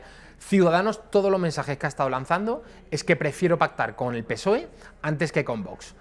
Así que yo creo que los hechos hablan por sí solos. Ayer la ejecutiva de Ciudadanos decía que ni mucho menos va a pactar con Pedro Sánchez, pero es que ya hemos visto, Rafa, que los bandazos en el partido de Albert Rivera son constantes, y creo que cada vez más gente está percibiendo que la indefinición es un problema y gordo para Ciudadanos. De ahí, Rafa, que ahora hagan aspavientos y se rasguen las vestiduras diciendo que ni de broma van a pactar con Pedro Sánchez. En fin, vamos a ver qué sucede. Pero desde luego los precedentes, es cierto que en respecto a Ciudadanos no es para que nos garantice la tranquilidad de que van a cumplir su palabra. Quiero que veamos juntos un vídeo de la televisión pública catalana. No sé si lo diste ayer en tu redacción abierta de la tarde, el vídeo de Trifacho. Sí. ¿Lo diste? Lo vimos. Ah, bueno, pues entonces no lo vamos a ver, porque no tendría ningún sentido, ¿no? Bueno, Rafa, no sé, si te apetece, tú eres el director de la redacción abierta de La Mañana, si te apetece a ti que veamos el vídeo, yo lo veo encantado. Es que quizá ustedes, si vieron ayer la redacción abierta de la tarde y de la mañana, puesto que los dos lo pusimos, ya lo conocerán, pero vamos a ponerlo por si ustedes no tuvieron a bien vernos ayer. Vean. ¿Has dudado alguna vez a qué partido reaccionario votar? ¿Te has fijado en la cantidad de partidos que hay para una misma ideología? Si no quieres pasar horas y horas buscando un partido a tu medida, Trifacho te lo pone fácil para que encuentres tu extrema derecha ideal. Trifacho compara para ti cientos de promesas electorales de los partidos más reaccionarios de España, revisando manifestaciones, debates, broncas callejeras e incluso pintadas en sedes de asociaciones independentistas. Solo tienes que entrar en trifacho.es. Escribe el colectivo que más odias. pon la fecha en la que quieres que sea expulsado y dale a buscar. Así de simple. Hasta un skin puede usarlo. Trifacho busca al instante cientos de amenazas de extrema derecha y te muestra los partidos que encajan contigo. Además, tiene 3 criterios de búsqueda para encajar con tus inquietudes. Selecciona la condena mínima que impondrías a los golpistas catalanes. Elige a los inmigrantes que más miedo te dan o filtra por los insultos en Twitter de otros usuarios. Recuerda, Trifacho encuentra para ti el partido de extrema derecha que más encaje con tu idea reaccionaria. No le des más vueltas a la cabeza, que pensar es de progre. Trifacho.es. Es indignante, pero qué bien eso está, ¿eh? Bueno, es indignante. Lo que es indignante es que el 155 no se aplicara como Dios manda y se metiese mano de verdad a la TV3. Esto de indignarse ahora a mí me parece absurdo. ¿Quién domina la TV3? Pues el separatismo catalán. ¿Y qué te esperabas que hiciesen? Cuando ha habido oportunidad de meter mano y de demostrar que quien manda es el Estado, el gobierno español, pues eso no se hizo. Por lo tanto, ¿qué vamos a esperar ahora? Que no adoctrinen en TV3, que no adoctrinen en las escuelas catalanas. Pues lógicamente el monopolio de la educación y de los medios allí, en Cataluña, lo tienen los separatistas, así que cualquier otra cosa yo no me hubiera esperado. Bueno, son las 13:33, la 1:33, estamos en riguroso directo en la redacción abierta, la de la mañana, la original, ya saben ustedes que la de la tarde, que es de alguna manera la segunda división B de esto de las redacciones abiertas, empieza a las 6:30 y acaba a las 8:30 y la dirige aquí mi amigo Javier Torres. Gracias, Javi, como siempre. Gracias a ti, Rafael. Es un placer. Quiero que vean ustedes, porque son imágenes en directo del Tribunal Supremo, como Jordi Turull, el que fue presentado como aspirante a presidir la Generalitat de Cataluña y cuya operación se quedó en nada, gracias a los votos de la CUP y obviamente a los votos de los partidos constitucionalistas en Cataluña, está ahora mismo declarando y señalando a los jueces que habrán de fallar aproximadamente en el mes de mayo o junio, está posiblemente tachándoles de jueces politizados y de tribunal inquisitorial. Así de inteligentes son, así de estrategas son. Vamos a verlo. Está pasando ahora de restringir derechos. Y por tanto estará en nuestra visión política. A partir de aquí es lo que he dicho antes de la ponderación, lo puedo repetir, pero uno tiene que ponderar de todo. No hace falta que lo repita. A ver, por favor, señora abogada del Estado, formule alguna pregunta. Y vamos a intentar, en la medida de lo posible, evitar el debate jurídico entre lo que está con cobertura, lo que no tiene cobertura, desde la perspectiva del señor Turull, desde su perspectiva. Le pregunto concretamente su opinión, cuál era su convicción en ese momento, señoría. No quiero suscitar ningún debate jurídico. Mira, formulo otra pregunta, si está amable. Cuando aceptó asumir la cartera de Presidencia, la Consejería de Presidencia, ¿conocía usted cuáles eran las competencias o las funciones más relevantes de esa consejería? Sí, un poco sí. Sí, un poco sí. No todas, ¿eh? Bien. Dentro de esas competencias relevantes o más relevantes que podía conocer de la Consejería de Presidencia, ¿sabía que algunas podían estar directamente relacionadas con la organización y celebración de un referéndum? No, porque cuando acepté el cargo de conseller de la Presidencia, el referéndum aún no estaba convocado, el referéndum aún no había la ley. Y, por tanto, no sabía en qué márgenes se iba a situar al final todo esto. Con independencia de que el referéndum concretamente no se hubiera convocado, ¿usted sabía que en caso de un hipotético referéndum usted tendría competencias en esa materia?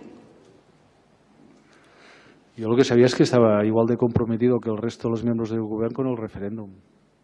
No sé si tendría competencias. Hombre, cuando te dicen que serás portavoz del Gobierno de la Generalitat, sabes que dar explicaciones sobre la situación política y, por tanto, el referéndum las tendrás que dar. Si el Departamento de la Presidencia tiene las competencias en materia de difusión, pues sabes que si hay difusión del referéndum tendrá que pasar por el Departamento de la Presidencia. Eso sí.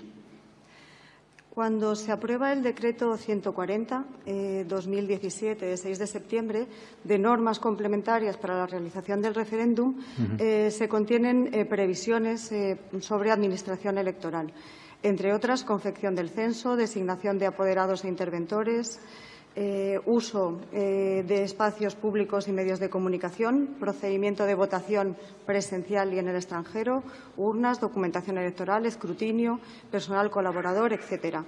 De estos servicios que habían de prestarse para poder celebrarse el referéndum, ahora sí ya convocado, ¿cuáles eran competencia de Presidencia?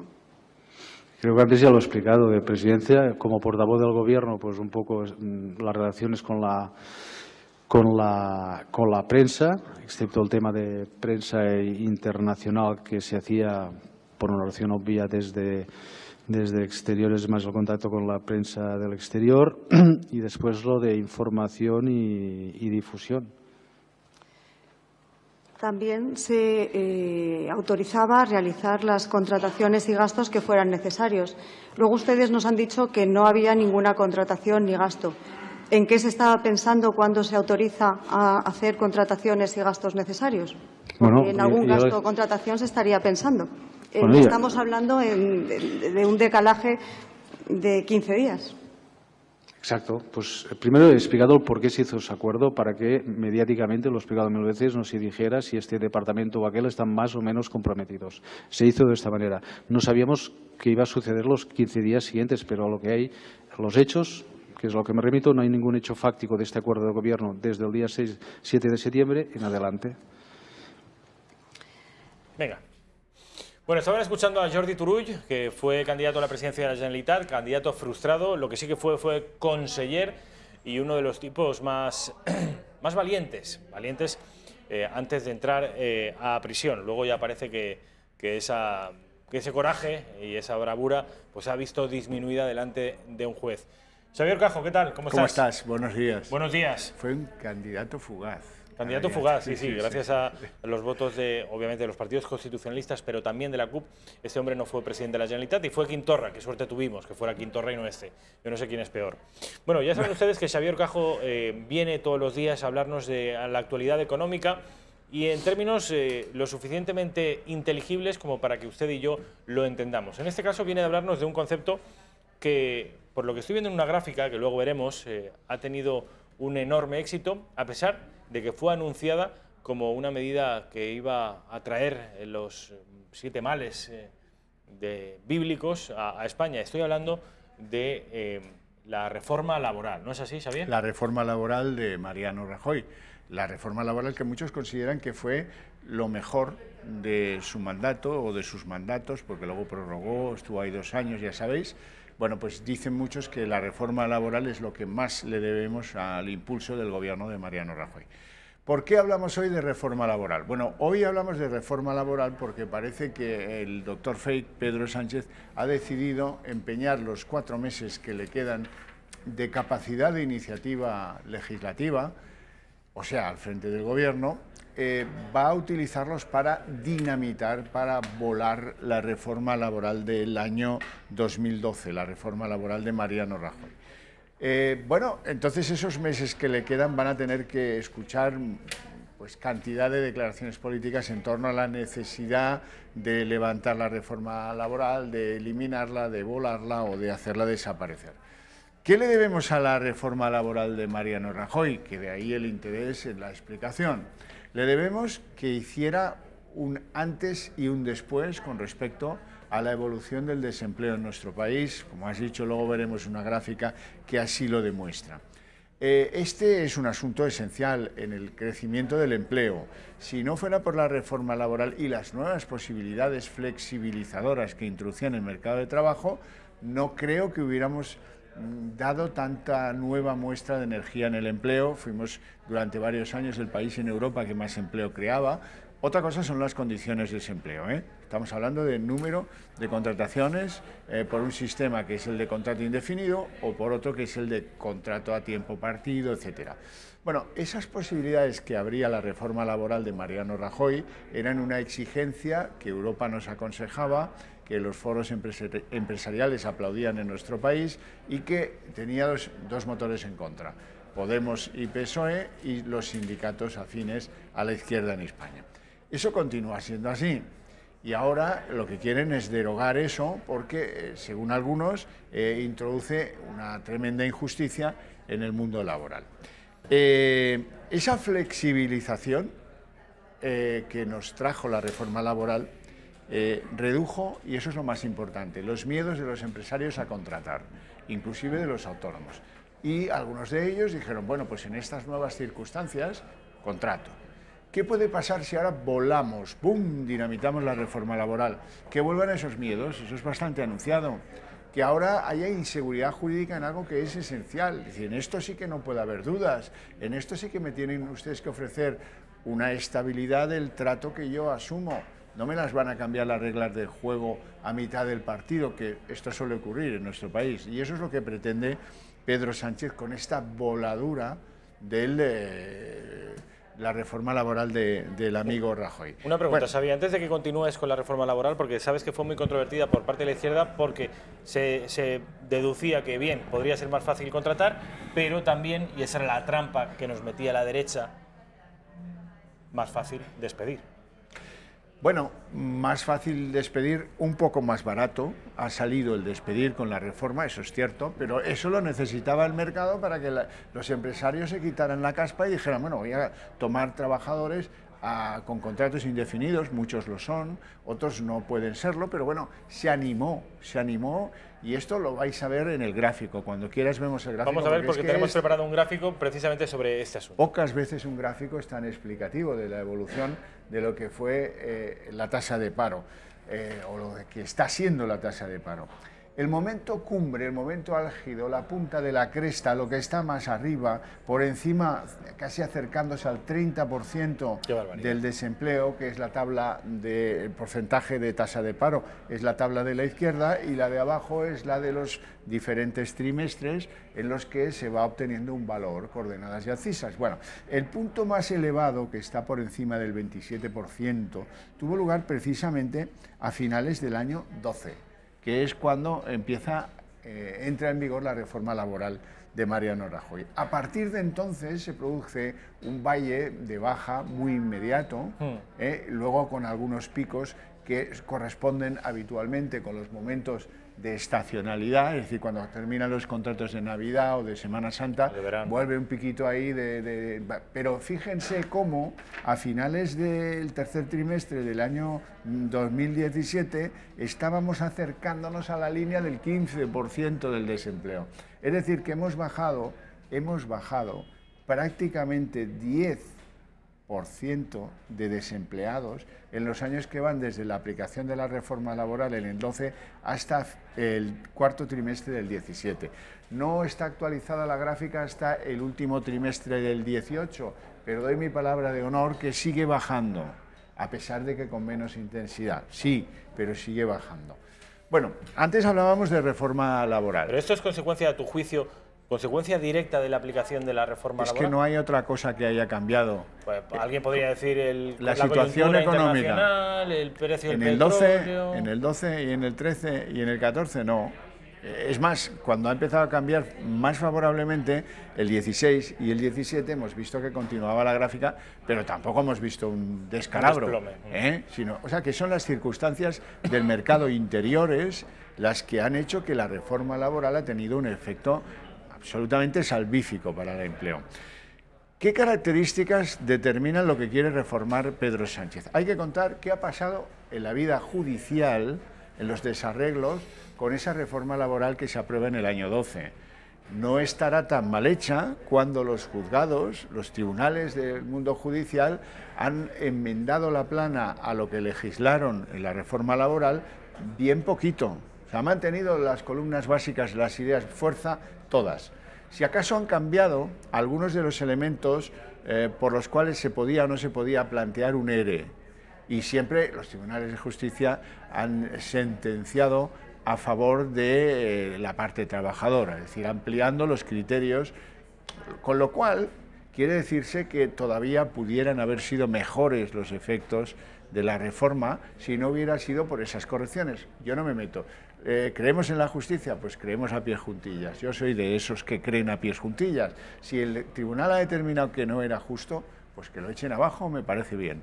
Pero bueno, tengan en cuenta eso. Lo fundamental de la reforma laboral, y ya llevamos unos cuantos años, es que esto no es en ningún caso ilegal o que no es en ningún caso perjudicial ilegalmente contra algunos.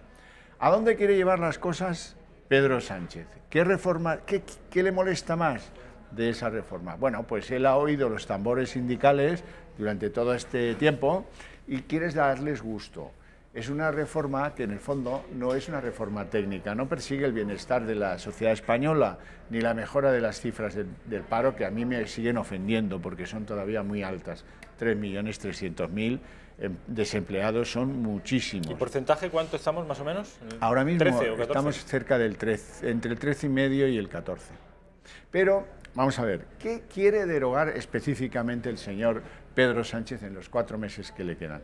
Por un lado, quiere que los convenios sectoriales pues tengan un protagonismo mayor que lo que ahora rige, que es los convenios de empresa. El traje a medida les ha venido bien a muchos empresarios en la vida de sus empresas porque están sometidos a dificultades que no podían asumir los acuerdos sectoriales. Los sindicatos prefieren el mundo de los acuerdos sectoriales. Negociamos en una mesa con el sector, la metalurgia o la madera y lo que sea de aplicación para todo el mundo y tabla rasa.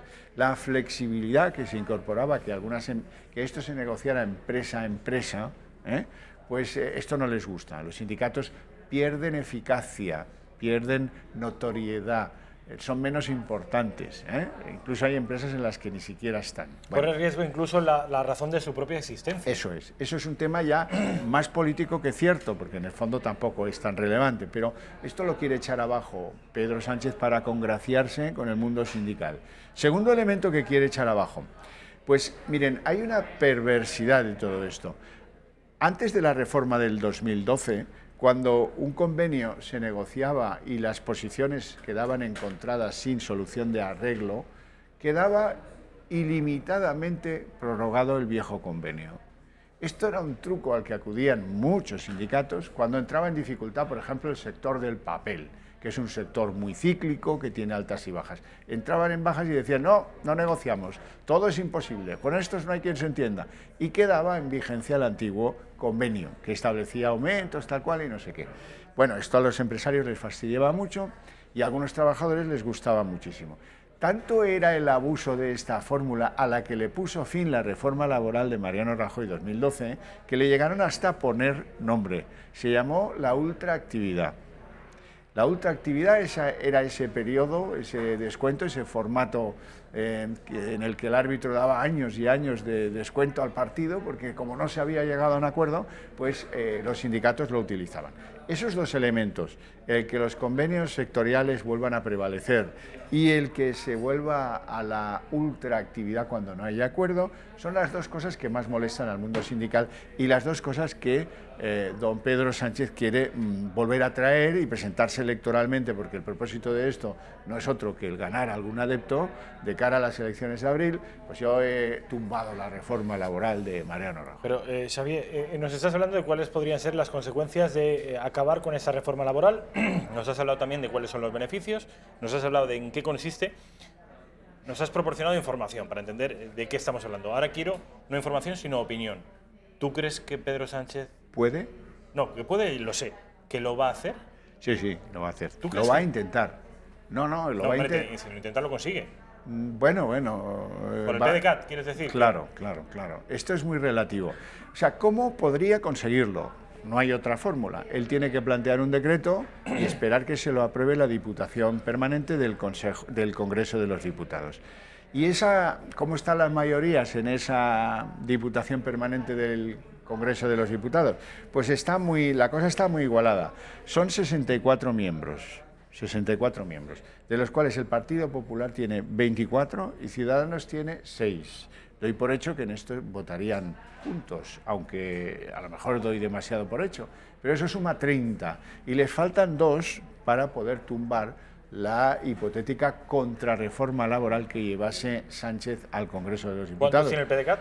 El PDCAT, bueno, mira, ahora mismo tiene uno de los 4 miembros que el grupo mixto aporta a la Diputación Permanente es el PDCAT. Pero, hombre, a lo mejor podría... ¿O le faltaría otro? Le faltaría otro, efectivamente. Bueno, tampoco está claro que voten favorablemente a la reforma Esquerra, el PDeCAT y el PNV, a echar abajo la reforma, a lo que plantea Sánchez, la contrarreforma. Yo creo que el PNV y el PDeCAT votarán con Ciudadanos y con PP. Está por ver. Aunque solo sea porque el empresariado vasco y catalán les digan no hagan ustedes tonterías. Bueno, no hagan ustedes. Eso es una posibilidad. Hay que verlo. Nos pone ante la duda y sobre todo nos enoja, y a mí particularmente mucho, que juegue con fuego. La reforma laboral del año 2012 fue esencial en la recuperación del empleo. Ya lo hemos visto. Si ahora vamos a la contrarreforma, sobre todo si abrimos un escenario de dudas, de incertidumbres, ¿qué harán los empresarios? Quieto parado, vamos a ver. Y entonces esa tabla que han visto descendiendo se quedará, en el mejor de los casos, en plano, si no, volviendo a repuntar, porque aquí hemos conocido muchos repuntes del desempleo. Ahora estamos en una situación complicada, donde el buen viento de cola parece que se está terminando y donde hay que pelear para conseguir que esos 3.300.000 compatriotas que no tienen trabajo empiecen a incorporarse al mercado laboral. Que eso es lo que de verdad debiera estar grabado en el frontispicio de todos los partidos políticos, desde luego, y de todas las instituciones políticas, por supuesto. El Congreso, el Senado, el Consejo Social, lo que queráis. Yo creo que debiera estar hasta en las plazas públicas españolas. Absolutamente prioritario.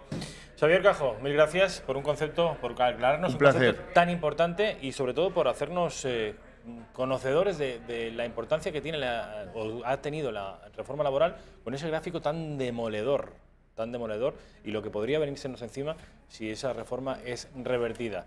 Nos acaba de hacer las cuentas y los números Xavier Cajo.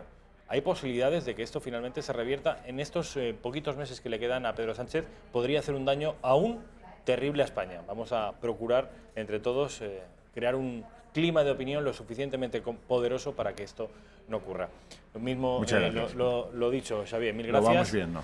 Vamos a publicidad y a la vuelta vamos a estar con Alfredo Fernández. Y tenemos una llamada telefónica también con Santiago Espot, de Catalunya Acció. Ya saben ustedes, un tipo controvertido, el enfant terrible de la política catalana. Publicidad y estamos con todo esto.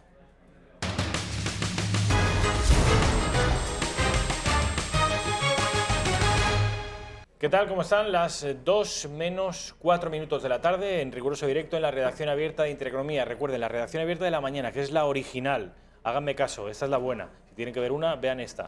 No la de Javier Torres, que es una cosa pues que el hombre intenta, hace como puede, pero...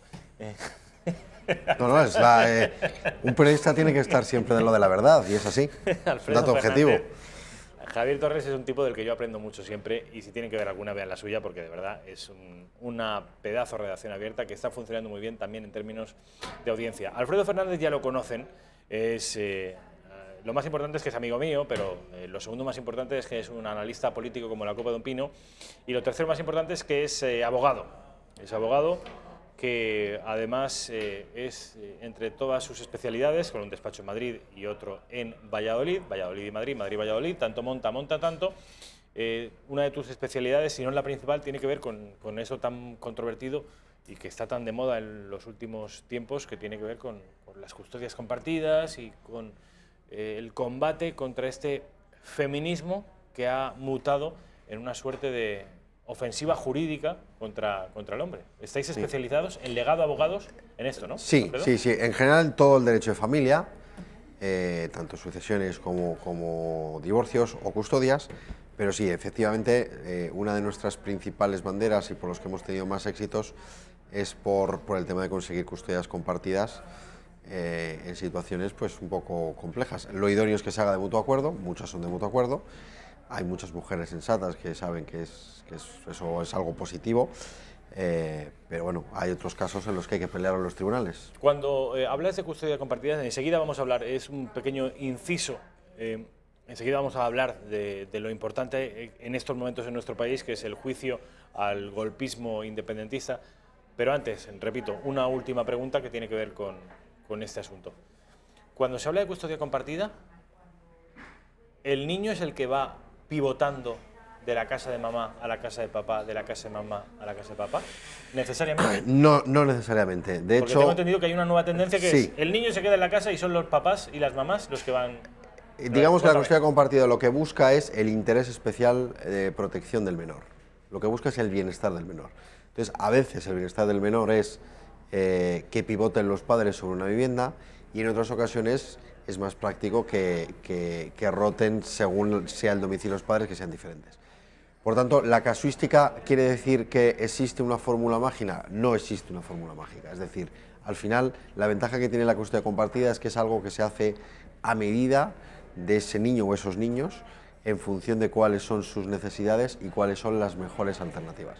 Entonces, nunca hay una receta única, y por eso yo creo que hacen falta despachos como el nuestro, especializados, que trabajan fundamentalmente en ver cuál es el punto de equilibrio mejor para todos, para la familia y para el niño, pero siempre teniendo en cuenta que el bien principal que se protege es el del menor. El del menor. Alfredo, no sé si tuviste la oportunidad de ver este fin de semana al Follonero entrevistando a Alfonso Guerra. Sí que lo vi. Sí que lo viste, ¿no? Sí que lo vi. Pues no tendrías que tener la mala costumbre de ver La Sexta, ¿eh?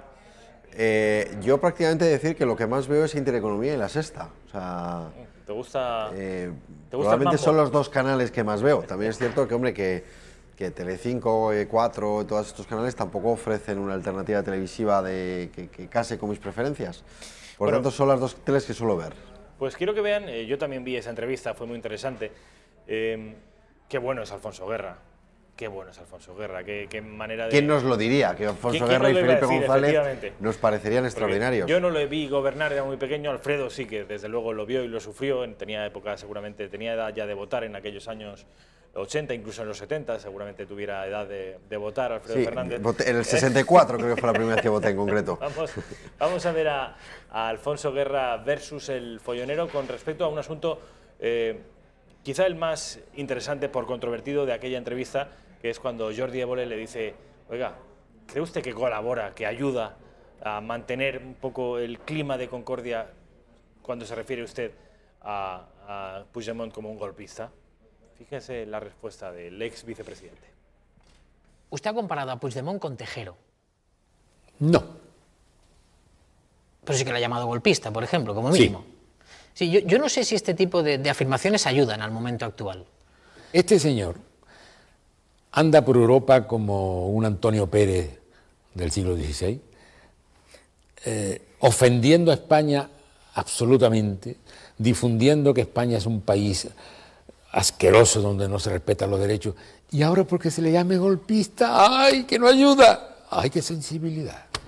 No, hombre, no, vamos a ser claros. Sí. ¡Ay, que se le llama golpista! Claro, totalmente. Pero vamos a ser claros, efectivamente. Tiene toda la razón, tiene toda la razón. O sea, dentro de una discrepancia que habrá siempre con Alfonso Guerra y con el partido que representa, creo que evidentemente lo del bueno tará, otro vendrá que bueno tará, del refranero, es muy sabio, porque Pedro Sánchez no es que haya o sea, no es que obviamente Alfonso Guerra lo mejore, sino que es que hasta Zapatero, casi si me apuras, es mejor ya que Pedro Sánchez. Vamos a ver a José Luis Ábalos, que habla precisamente, hace referencia a esa entrevista, porque hay en un momento de esa entrevista en la que Alfonso Guerra, preguntado si iba a votar a Pedro Sánchez, dice Alfonso Guerra: pero es que Pedro Sánchez va a ser ya con total seguridad el candidato del PSOE. A esa alusión, con todo el colmillo retorcido que tiene el andaluz, se refiere otro tipo que tampoco es un angelito, que es José Luis Ábalos. Vean cómo responde. En cuanto al señor Guerra, yo no tengo que decir nada. Yo doy por hecho que todo militante socialista vota PSOE. No tengo más que decir, lo doy por hecho. No se me ocurre otra cosa. No se me ocurre otra cosa. Claro. Bueno, pues me da a mí que no todos los socialistas van a votar al PSOE, aunque ya has visto que las elecciones no le está yendo mal. Vamos a ver luego encuestas. De hecho, vamos a verlas ya, algunas de las encuestas, porque yo sé que te gusta mucho el análisis demoscópico, y tengo algunas encuestas que te van a sorprender, o quizá no tanto, respecto de los resultados del Partido Socialista. Esta es la de La Razón, una encuesta que apareció ayer y que el Partido Socialista sigue ganando las elecciones, rozando el centenar de diputados. El Partido Popular, yo creo que podría esto denominarse un empate técnico entre las dos grandes fuerzas políticas que en España han sido. En tercer lugar, Ciudadanos, 18,9, ya a cierta distancia de los dos primeros. Unidos Podemos y Vox, un 10% del voto, que es incluso menos de lo que sacó en Andalucía. ¿Qué te parece a ti esto? Bueno, esta encuesta en concreto es bastante mala, ¿vale?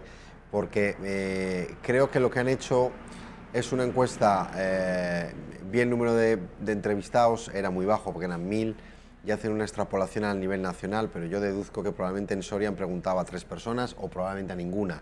Entonces lo que han hecho sobre un cálculo nacional, han hecho una aproximación de lo que podría ser, contando que esto fuera circunscripción única, pero no es exactamente así. Es más, si el Partido Socialista saca el 24,1 y el Partido Popular saca el 23,6, me atrevería a decir que la diferencia entre el Partido Popular y el Partido Socialista tendría que ser aún mayor, porque el Partido Popular gana de calle en las 20 provincias más pequeñas y donde el PSOE tiene su feudo es en las 20 más pobladas.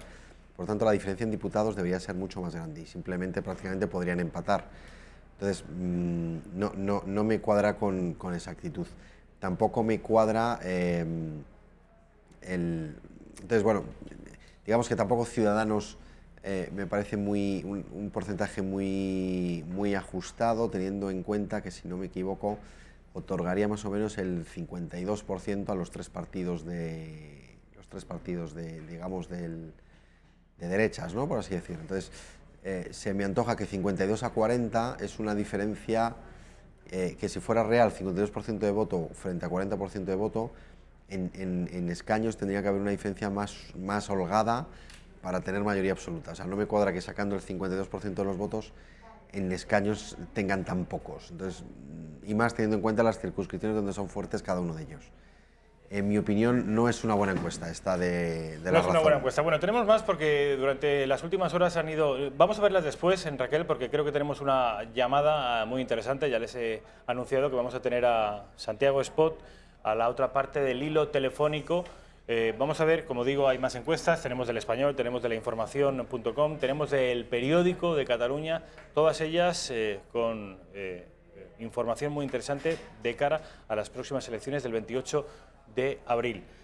Alfredo Fernández, ¿te suena el nombre de Santiago Espot? Sí, sí me suena.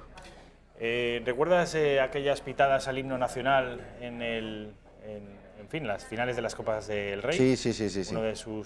Uno de sus, no, el principal instigador, Santiago Espot, al que yo he denominado en alguna ocasión, que tengo una relación muy cordial con él, le he denominado como el enfant terrible del independentismo catalán. Creo que lo tenemos a la otra parte del hilo telefónico. Santiago Espot, buenas tardes. Hola, buenas tardes. En primer lugar, gracias por, en fin, poder hacerte una brevísima entrevista en este canal del que sé que compartes poco o más bien nada, Santiago. Gracias.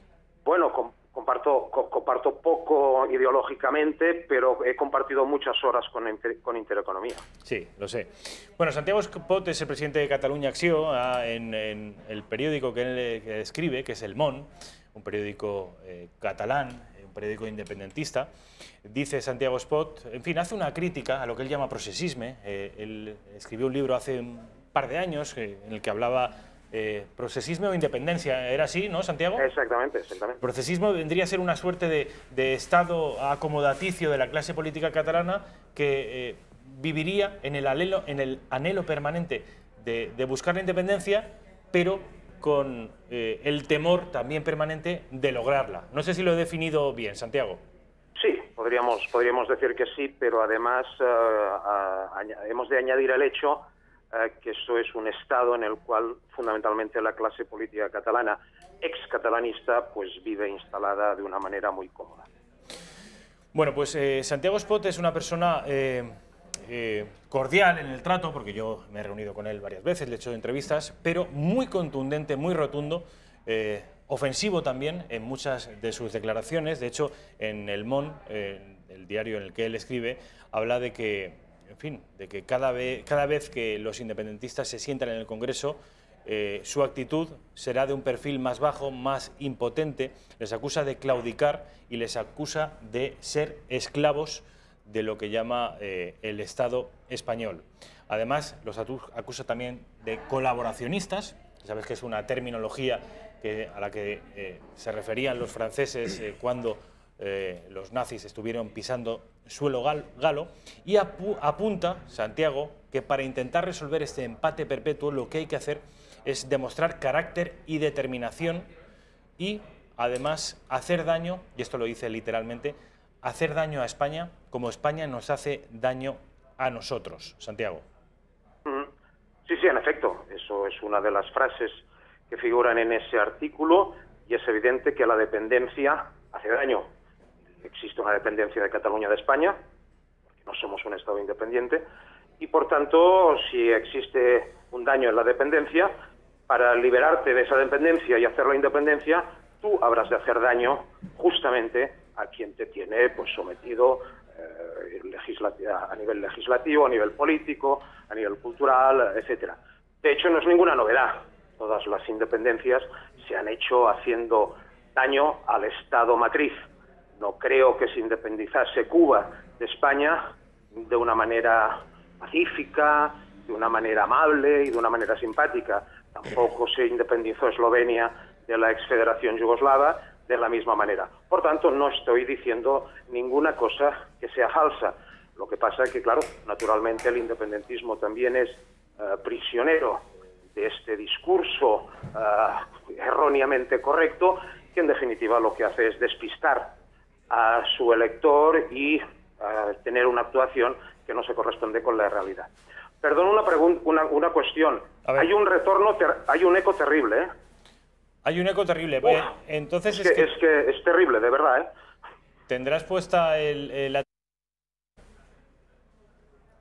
Santiago? ¿Ahora? ¿Me escuchas ahora mejor? Sí, yo escucharles les escucho, pero el retorno... En fin... Bueno, una última pregunta. Pero bueno, es igual, no pasa nada.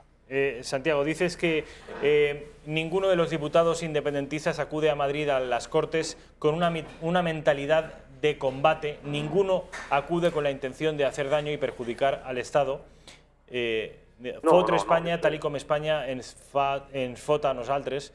¿Cómo usted, Santiago, tiene la intención, tiene la determinación de implicarse en política de una manera partidista? Porque usted preside Catalunya Acció, que ha llevado a cabo diferentes acciones, pero... Es una entidad, Sí, por eso, pero no es un partido político. ¿Ha llegado el momento de que Santiago Espot se moje y acuda a las Cortes españolas, en fin? Bien, eso es lo que yo planteaba en este artículo.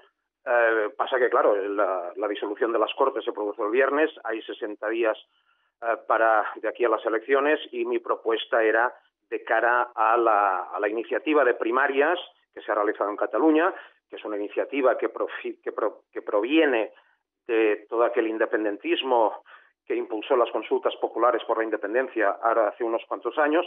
Digamos que es el independentismo con menos tics del vencido, con menos tics colaboracionistas, y ellos hicieron esta iniciativa, o han hecho esta iniciativa de primarias, que han elegido a través de ella pues los candidatos al Ayuntamiento de Barcelona y a varios ayuntamientos de Cataluña, y mi propuesta hacia ellos, y tengo buenos amigos y buenos colaboradores en esa organización, es justamente realizar unas primarias de cara a presentar una lista independentista para las próximas elecciones del día 28 de abril en las Cortes españolas.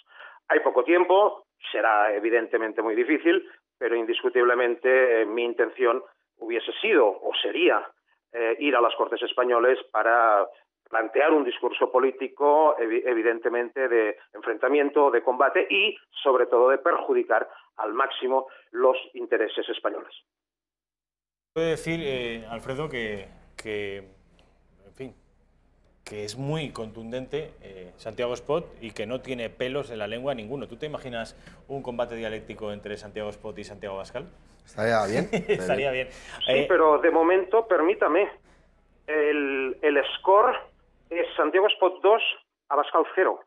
Y me explico.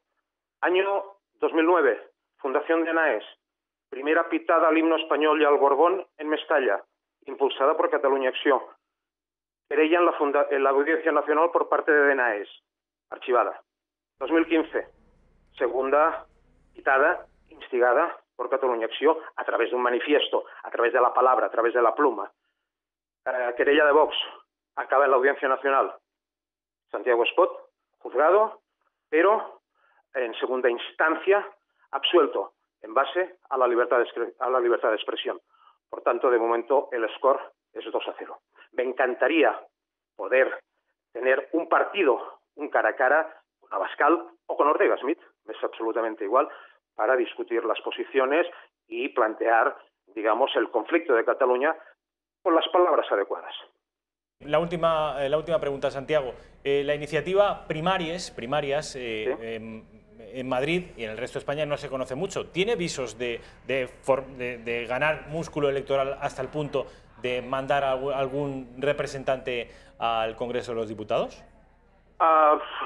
Por una cuestión de tiempo, sinceramente, lo veo difícil. Lo que pasa es que Primarias se engancha con un clima colectivo en Cataluña, y no lo diría en Cataluña, sino que en todas las sociedades europeas actualmente, que es la de la regeneración política a través de la elección de los candidatos por parte de los militantes, del pueblo, etcétera. Yo creo que Primarias se engancha con este clima y que, por tanto, en un futuro inmediato, de ahí pueden surgir toda una serie de políticos, los cuales, sobre todo, no tengan los tics del burócrata y sean gente que hayan acreditado una trayectoria profesional a lo largo de su vida que, como mínimo, garantice pues unas cualidades a la hora de ejercer la dirección política. Porque si uno se gana la vida, si uno se levanta él mismo, si uno se promociona él mismo, es mucho más fácil que lo haga, que no a diferencia de aquellos que han estado toda la vida unos paniaguados. Porque, en definitiva, si cogemos nosotros el Congreso de los Diputados español, veremos que la profesionalidad al margen de la política por parte de sus máximos representantes que están en ese Congreso se podrían contar prácticamente con los dedos de una mano. Santiago Espot, como siempre, gracias por atender a los micrófonos de Intereconomía, toda la suerte en lo personal y te deseo que, desde luego, la opción política que defiendes fracase absolutamente, como no podía ser de otra manera. Indiscutiblemente, pero muchas gracias por la llamada. Gracias, Santiago, por atendernos.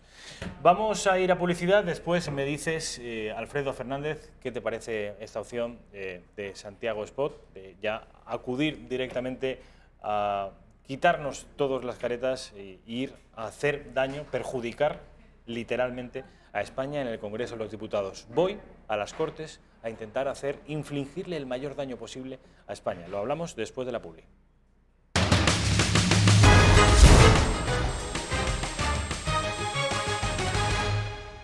Pues ya estamos de vuelta en la redacción abierta, riguroso directo, las 2:20 de la tarde, 1:20 en Canarias. Estamos con Alfredo Fernández y acabamos de colgar a Santiago Espot, presidente de Catalunya Acció, y es posible que candidato a acudir al Parlamento español, a las Cortes españolas, con el objetivo explícito, literal, de hacer el mayor daño posible a España, de intentar perjudicarla de una vez por todas y acabar, dice él, con la deriva colaboracionista de los separatistas catalanes con el Estado. Eso es lo que dice Santiago Espot.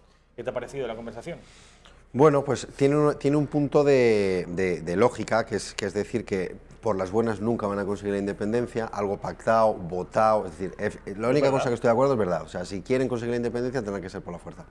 Yo soy pacifista, entonces como soy pacifista, si yo lo que quiero es no hacernos daño, yo no tengo la menor duda que Cataluña pues nos puede dejar tuerto a España, pero España puede dejar ciego a Cataluña, ¿no? Entonces, esto no se trata de ver quién es el más fuerte, que no tengo ninguna duda que va a ser España.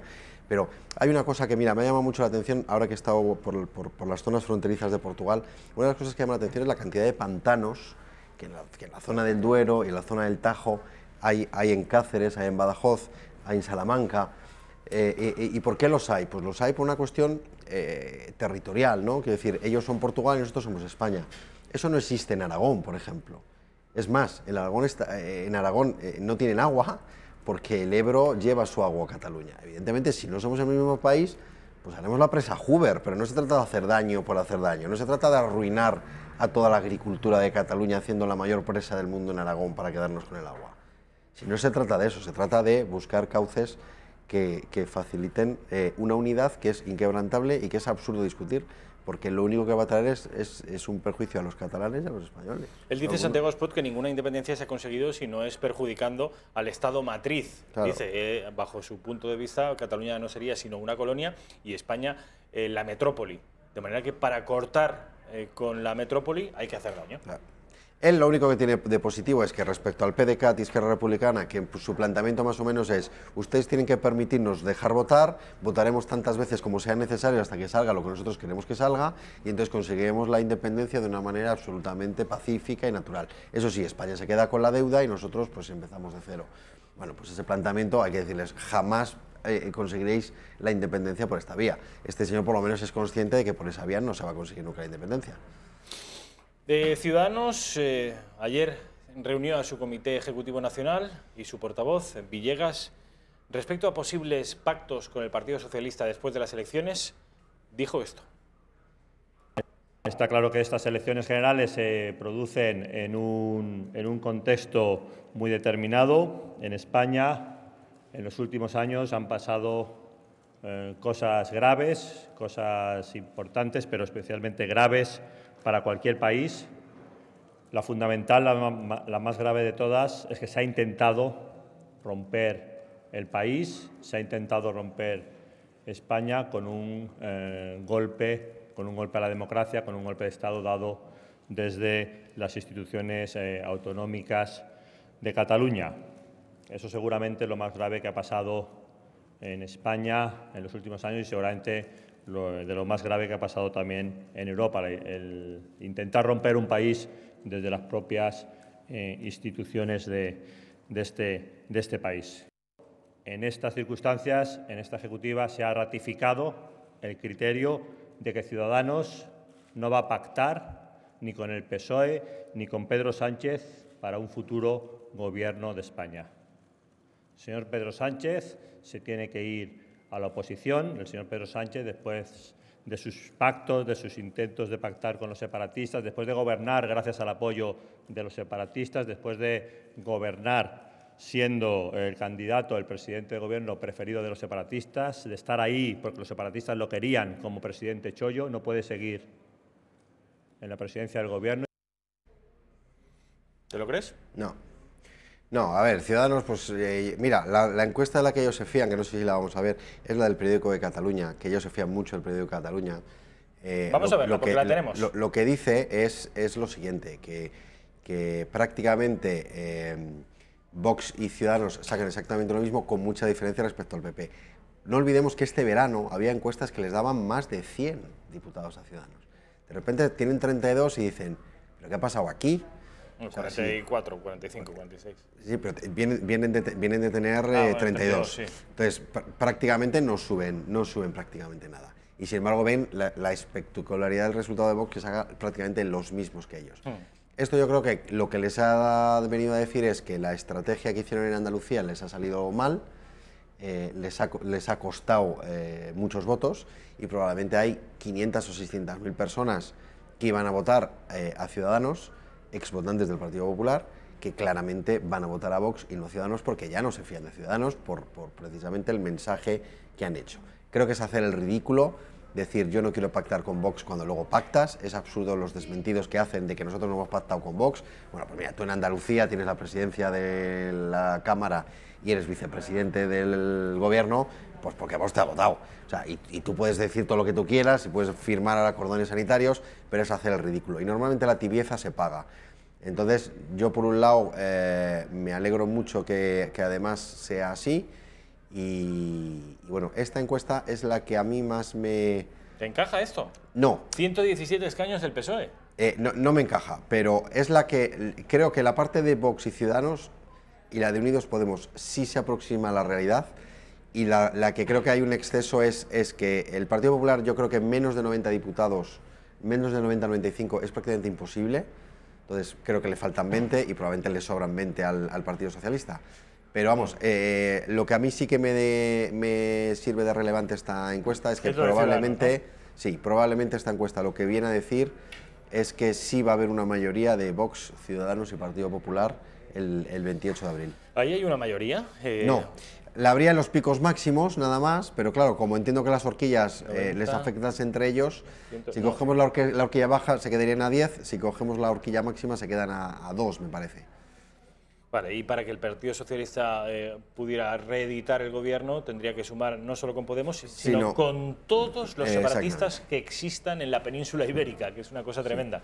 Vamos con una encuesta bien diferente, sobre todo en lo relativo a los diputados que le confiere a Ciudadanos, que es la del diario El Español, que sabes que es un diario que es muy filo naranja, por decirlo de alguna manera. A Pedro J. le gusta mucho a Ciudadanos, y esto es la encuesta del diario El Español de este fin de semana. Pone a Ciudadanos en segunda posición, con 66 diputados. Aún así, y dejando también a Ciudadanos, es menos de lo que obtuvo hace unos meses en las encuestas. Pues tampoco lo veo demasiado creíble, sobre todo porque, mira, la suma de Vox y de PP prácticamente no llega al 30%. Recordemos que Mariano Rajoy sacó un 33%, un 33,3%, y Vox sacó un 1%. O sea, que decir que prácticamente la suma de Vox y PP fue casi un 35%. Ahora, según esto, no llegarían prácticamente al 30%.